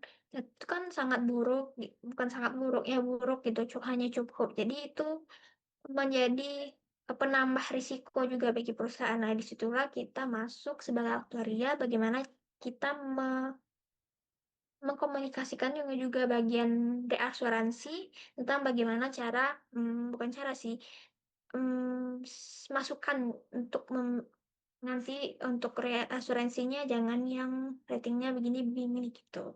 Itu simpelnya begitu. Kemudian untuk di staf aktuaria, aku udah mulai melakukan perhitungan cadangan teknis. Teman-teman udah belajar ya perhitungan cadangan teknis udah. Itu di mata kuliah apa ya? Aku lupa. Izin menjawab Kak, itu mata kuliah baru Kak sekarang, itu di semester Oh, 7 dengan teknis. oh ada Iya, berapa SKS? kalau nggak salah 3 SKS Kak. Oke. Oh, udah ada ya. Anak itu, teman-teman. Nah, itu. Nah, jadi di pada saat menjadi staf ini aku udah ngitung cadangan teknis. Nah, disinilah big datanya itu. Nah, untuk polis-polis itu kan banyak gitu kan. Dan juga pasti enggak dari satu lini bisnis aja. Belum, bukan hanya dari MV, bukan dari properti aja misalnya. Nah, di situ ada berjuta data gitu. Jadi deadline-nya kita di sini namanya closing gitu ya. Closing di setiap akhir bulan dan awal bulan itu deadline-nya mungkin cuma sehari, 2 hari. Nah, terus bagaimana cara kita untuk bisa menyelesaikan dengan tepat waktu menghitung cadangan teknis tersebut. Yang kedua, aku juga menghitung profit and loss. Profit and loss di sini itu di tahun atau di bulan ini perusahaan loss atau profit sih, profitnya berapa, lossnya berapa gitu. Kemudian juga melakukan analisis lossnya itu di mana. Hmm, lossnya itu di polis mana ataupun lossnya itu di cabang mana, di bisnis apa gitu. Mungkin di produk apa gitu. Di situ itu juga butuh analisisnya. Kenapa lossnya, kenapa itu, apakah karena IBNR-nya gede ataupun kenapa, apakah karena klaimnya gede ataupun preminya yang masuk itu kecil gitu. Kemudian lagi yang aku kerjain ya. Oh, kemudian tentunya analisis cadangan teknis, kenapa dia turun, kenapa dia naik. Kalau misalnya dia naik kenapa, kalaupun turun itu kenapa.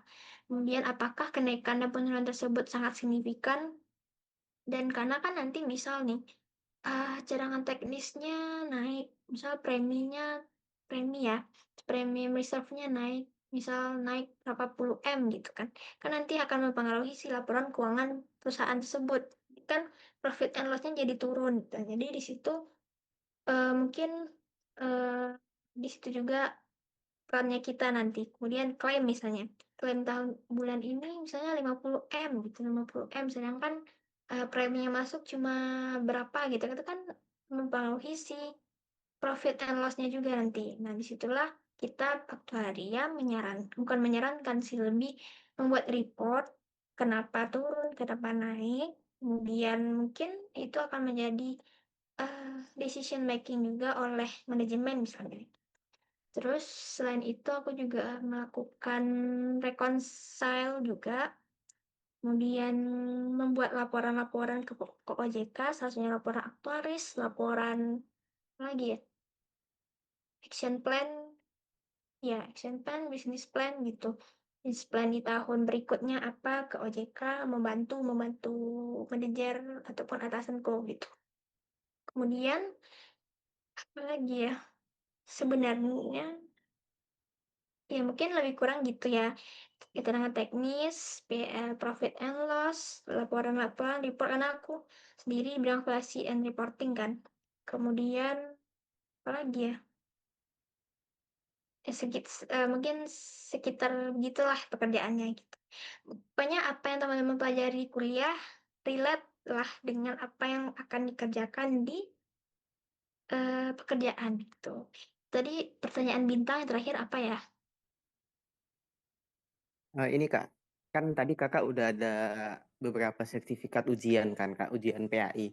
Nah itu menurut Kakak yang paling paling cocok lah di bidang aktuaris itu ujian yang apa aja Kak? Biar Oh, buat diprioritaskan diambil gitu Kak. oke.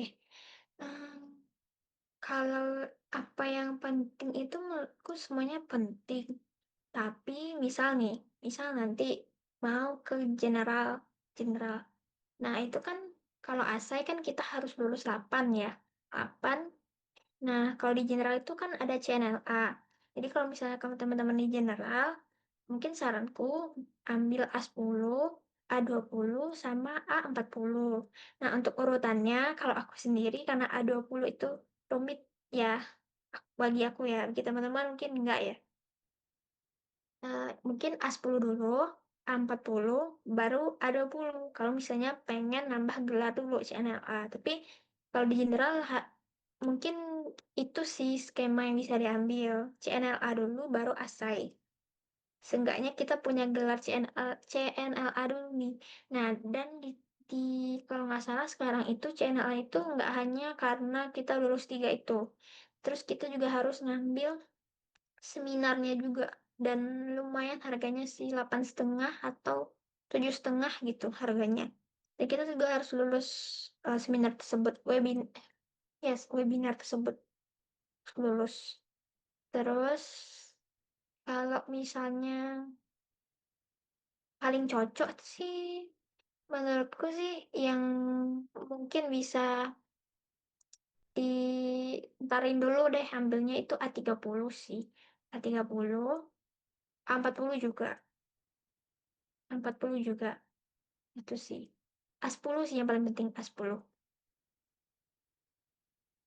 A10, ya A10, A70 itu penting banget juga karena kan di sana ada IBNR segala macam juga.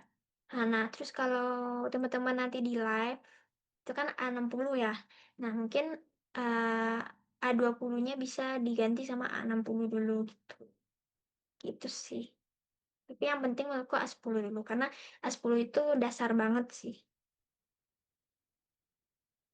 Udah menjawab? Sudah Kak, kalau mau nanya lagi boleh nggak Kak? Oh iya, silakan. Mungkin pertanyaan ini agak sensitif ya Kak. Kalau mau dijawab, kalau nggak mau dijawab juga nggak apa-apa. Mau nanya juga, Kak, gaji aktuaris itu gaji kakak tuh berapa Kak? Dari magang sama pas sudah jadi staf aktuaris Kak? Terima kasih, Kak. Oke, mungkin aku jawab yang magangnya aja ya. Oh, mungkin aku nggak jawab angka kali ya. Mungkin teman-teman taunya aktuaria itu gajinya gede kan. Gede dan juga mungkin aku salah satu orang yang kenapa ngambil aktuaria itu dulu alasannya karena gaji gede. Itu aku salah satu orangnya. Nah, tapi ternyata mungkin lebih ke perusahaan masing-masingnya juga ya. Nah, pas magang itu kayak gaji magang pada umumnya sih 3 juta. Mas magang 3 juta dan mungkin departemen lain juga segitu sih gajinya. Kemudian staff, untuk staff itu nggak gede teman-teman. Mungkin nggak segede yang teman-teman mungkin mikir aktuaris itu langsung gajinya 15 atau berapa-berapa itu enggak. Eh, Tergantung balik lagi ke perusahaannya sih. Nah, cara kita biar gede gajinya, pertama sertifikatnya harus punya beberapa sertifikat gitu karena itu jadi tambahan tunjangan gitu. Per perusahaan tuh beda-beda sih. Ada yang satu sertifikat itu ditambah gajinya 1,5 juta. Ada yang mungkin 1 juta atau kurang dari 1 juta. Ada juga yang sifatnya itu harus asai dulu, baru dikasih tunjangan misalnya tambahan 5 sampai 10 atau 10 sampai 15 gitu. Tergantung kebijakan perusahaannya juga sih. Tuh, jadi intinya tidak selalu aktuaria itu gajinya langsung gede, langsung berpuluh-puluh itu enggak ya teman-teman. Em, Mungkin bisa dihilangkan pemikiran seperti itu. Tapi tipsnya itu banyak sertifikat, terus punya project juga, project-project mungkin itu juga bisa jadi pertimbangan HRD sis. Tuh, semoga menjawab walaupun aku tidak menyebutkan nominalnya. UMR, oh nyampe, nyampe. Parah banget perusahaannya nggak nyampe. Nyampe kok, tenang aja. Baik, kita next ke penanya selanjutnya ya, Kak. Oke. Bentar, kayaknya bintang ini mesti nanya ya. Masih gaji magang sama gaji staff berapa? Di atas di atas 60%. Di atas 70% sih.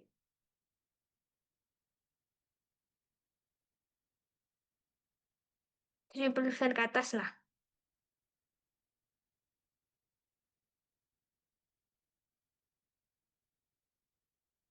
Apakah menjawab? 70, Menjawab, Kak. Terima kasih, Kak. 50 sampai 70 lah. Oke, siapa lagi yang mau nanya? Selanjutnya, sini ada yang resen Kak. Samuel Octavianus. Kepada Samuel, boleh nih langsung on mic untuk ditanyakan.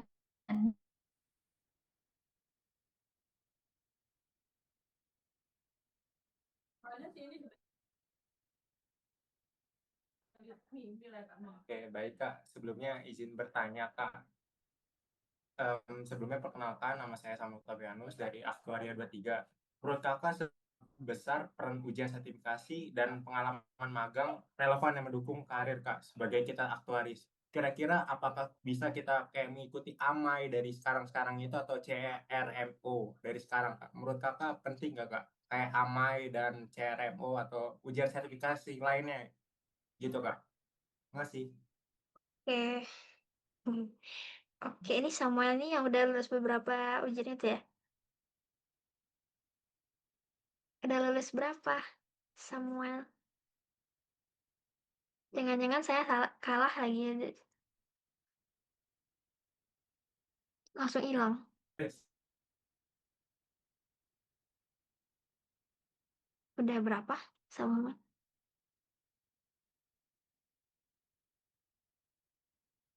Oke, mungkin. Orangnya mana?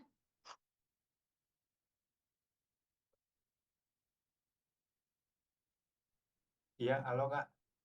Oke, kalau boleh tahu, Samuel Masih udah berapa? progres, Kenapa? masih progres Kak. Oh, oke, nggak apa-apa. Semangat, tetap semangat. Nggak apa-apa, nggak banget. Nah, untuk tadi pertanyaannya apakah ujian AMAI atau CRMO itu ya? Iya Kak. Oke. Nah, untuk ujian tersebut, Iya Kak. Kira-kira oke, seberapa sebenarnya besar? tergantung ke perusahaannya sih syaratnya. Kebetulan di perusahaan sendiri itu untuk aktuaria itu nggak termasuk ujian-ujian itu. Tapi temanku yang di GRP, teman-teman kalau misalnya tahu ataupun follow di LinkedIn, Sabrina, dia tuh di GRP, itu di sana itu selain ujian PAI itu ada juga ujian A3IK yang AMAI itu, AMAI segala macam itu juga. Nah, mungkin kalau misalnya teman-teman mau ikut itu nggak apa-apa sih selagi boleh mahasiswa tapi boleh sih. Dan juga menurut beberapa teman-temanku juga sebenarnya univ lain itu dari kuliah itu udah ikut ujian selain PAI gitu. Jadi mungkin teman-teman selagi bisa dan mampu gitu bisa sih ikutin aja semua ujian asalkan tetap berhubungan sama aktuaria gitu. Kalau misalnya teman-teman mau ngelanjutin aktuaria nantinya gitu. Jadi intinya nggak apa-apa sih selagi itu berhubungan dan relevan gitu sama karir yang akan teman-teman lanjutin nanti gitu.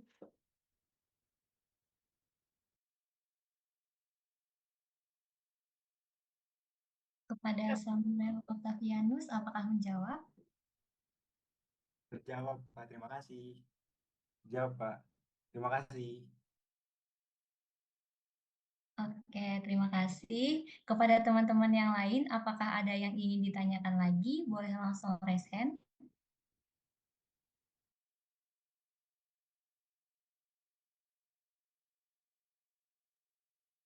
Baik, karena di sini ada yang raise hand, Kak. Kepada Yabes, dipersilakan untuk on mic.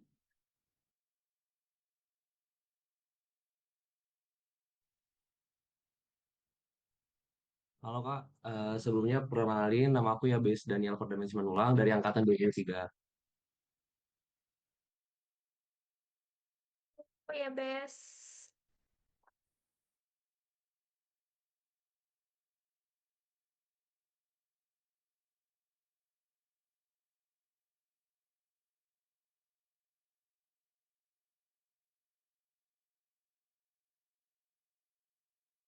Sorry Kak, izin pindah device Kak. Jadi Oke, sebelumnya mau nanya dulu nih Kak, dari Kak Fani sendiri itu ujian PAI-nya itu setelah lulus atau masih kuliah Kak? setelah lulus. Nah, Karena aku dengar-dengar gini nih Kak, kalau misalnya perusahaan gitu ya Kak, kalau misalnya kita mau ujian sertifikasi, kan itu kira-kira benar nggak sih Kak? Kalau misalnya kita mau ujian sertifikasi itu dari perusahaan itu memfasilitasi gitu buat kita ujian sertifikasi. Jadi untuk dana ujiannya itu kayak di reimburse gitu Kak sama perusahaan. oke. Oh ya, kebetulan aku ujiannya itu setelah lulus kuliah, karena aku ikut ujian itu pas malah semester terakhir dan nggak lulus. Jadi kan nggak punya ya. Karena lulus belum punya. Terus pas lulus baru ujian lagi dan baru lulus 2 tahun terakhir gitu kan.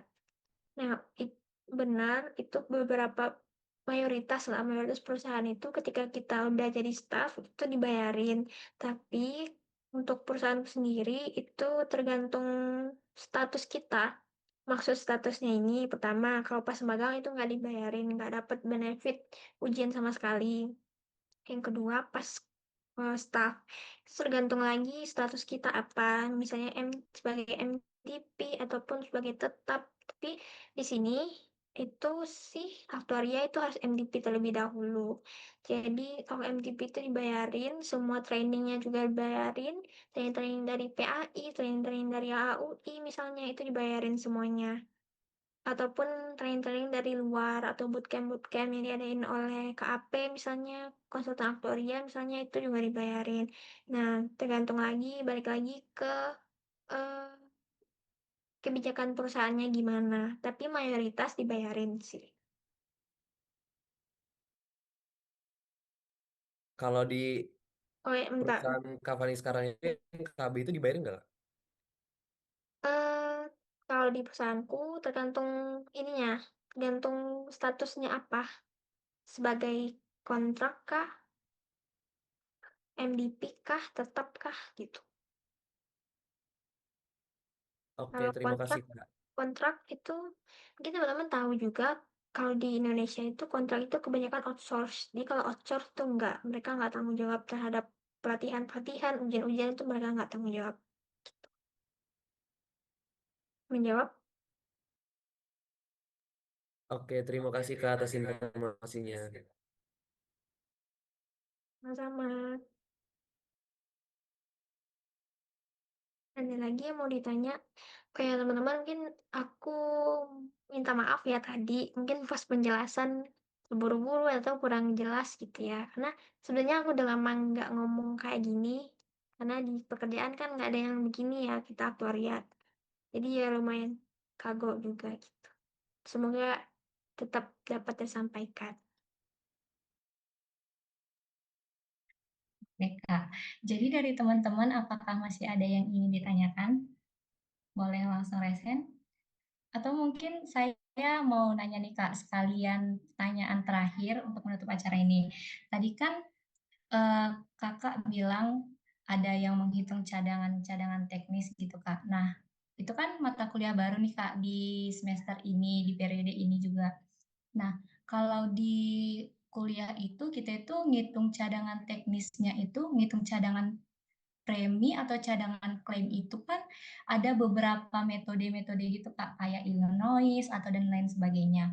Kalau dari perusahaan Kakak sendiri yang udah Kakak kerjakan, itu kayak langsung tersedia nggak sih Kak, kayak metode ini nih buat ini, metode ini buat ini, atau kita harus menggali lagi lebih dalam, ini tuh cocoknya pakai metode apa gitu Kak?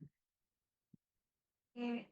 Nah, kebetulan dan mungkin ya itu sudah ada sih dari beberapa perusahaan itu udah ada mereka mau gunain metode apa. Nah, kebetulan di tempatku untuk perhitungan cadangan premi itu pakai GPV. Teman-teman pasti tahu kan GPV. Nah, untuk IBNR itu pakai hmm, aku lupa. Teman-teman tahu kan IBNR ada beberapa metode kan. Nah, itu dua-duanya sih dipakai, tapi nanti dibandingin lagi gitu. Nah, terus untuk apa ya? Untuk apakah kita bisa gitu menyesuaikan metodenya sendiri. Nah, sejauh ini sih aku udah ditentukan pakai metode apa dan masing-masing perusahaan itu ada konsultan aktuarinya juga. Kalaupun saat ini udah ada appointed aktuarisnya masing-masing perusahaan, tapi tetap ada konsultan aktuarianya yang minimal itu sekali 3 tahun kalau nggak salah atau sekali 2 tahun gitu. Konsultan aktuari itu akan nge-review metode-metode yang kita gunain ataupun perhitungan yang kita lakukan apakah sudah sesuai atau belum.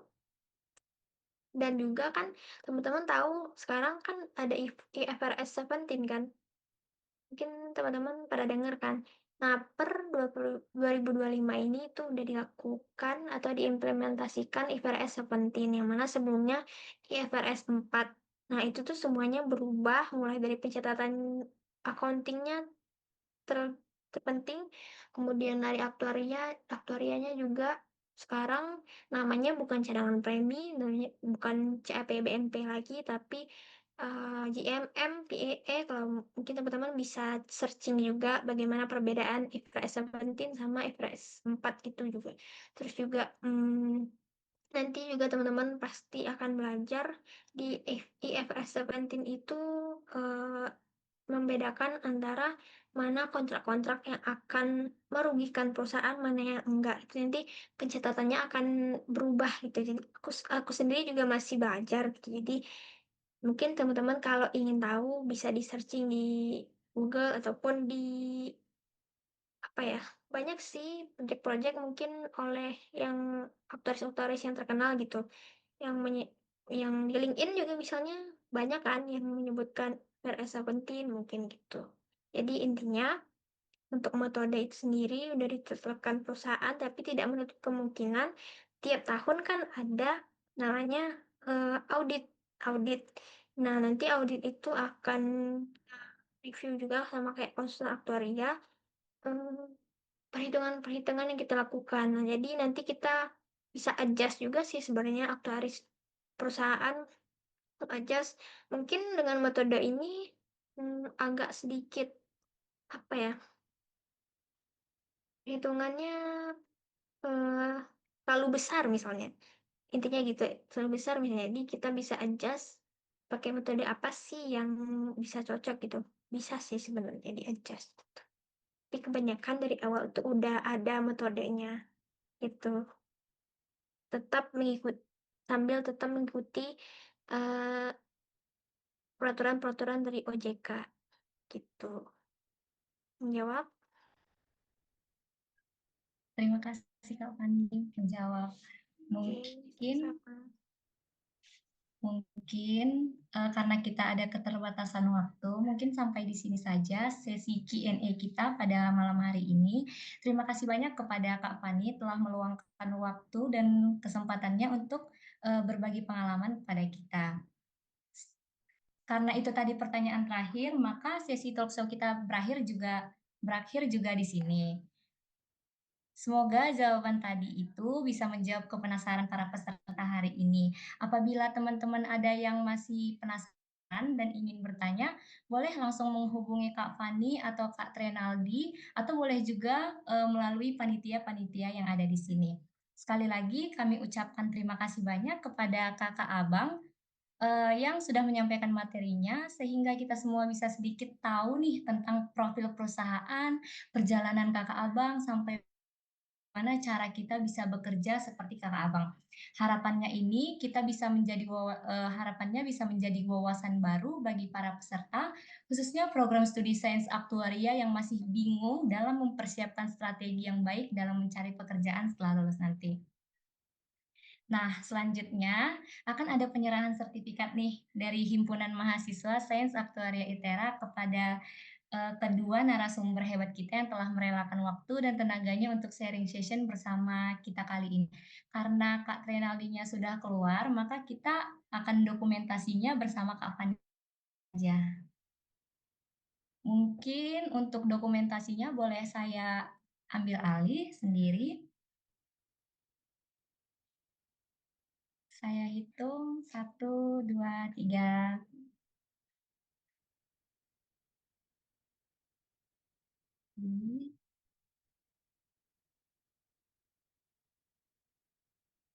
Oke, terima kasih operator.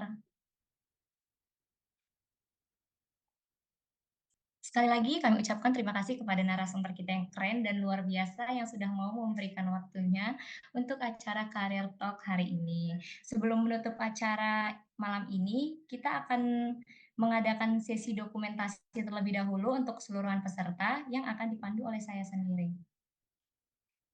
Oke, mungkin untuk slide pertama. 1, 2, 3.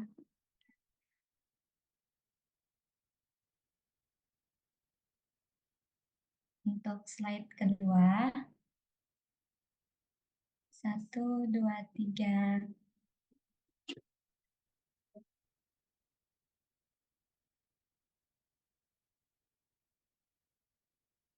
Oke.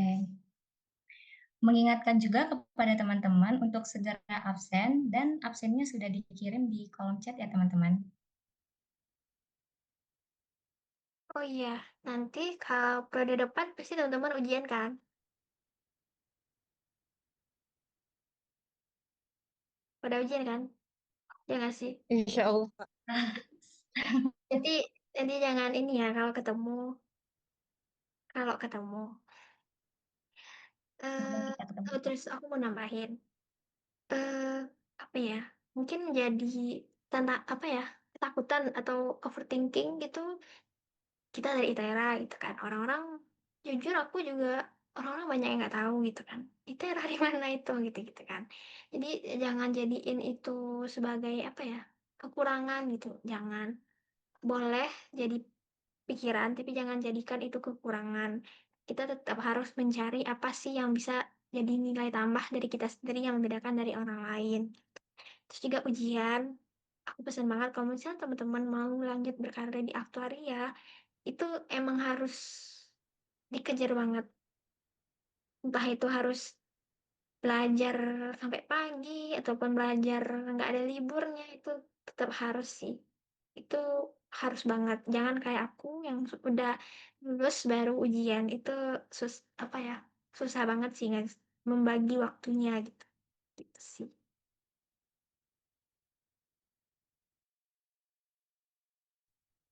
Terima kasih kepada Kak Fani atas closing statement-nya. Sebenarnya tadi saya ingin menyampaikan untuk Kak Fani ada sesi closing statement-nya, tapi terima kasih. Oke, tak terasa kita sudah tiba di penghujung acara Career Talk malam hari ini. Saya mewakili segenap panitia yang bertugas, mohon maaf bila selama berjalannya acara terdapat kekurangan. Saya juga mohon maaf apabila ada salah kata yang menyinggung selama saya memandu jalannya acara. Karena tadi saya buka dengan pantun, maka izinkan saya juga tutup dengan pantun juga. Bikin kopi di malam hari, sambil renungin masa depan diri. Terima kasih sudah hadir di acara ini. Semoga sukses menanti di setiap langkah nanti. Saya akhiri. Wassalamualaikum warahmatullahi wabarakatuh. Terima kasih teman-teman. Sampai jumpa di Career Talk 2026. Bye-bye. Kepada teman-teman yang Terima kasih. masih ada kepercayaan, boleh langsung leave.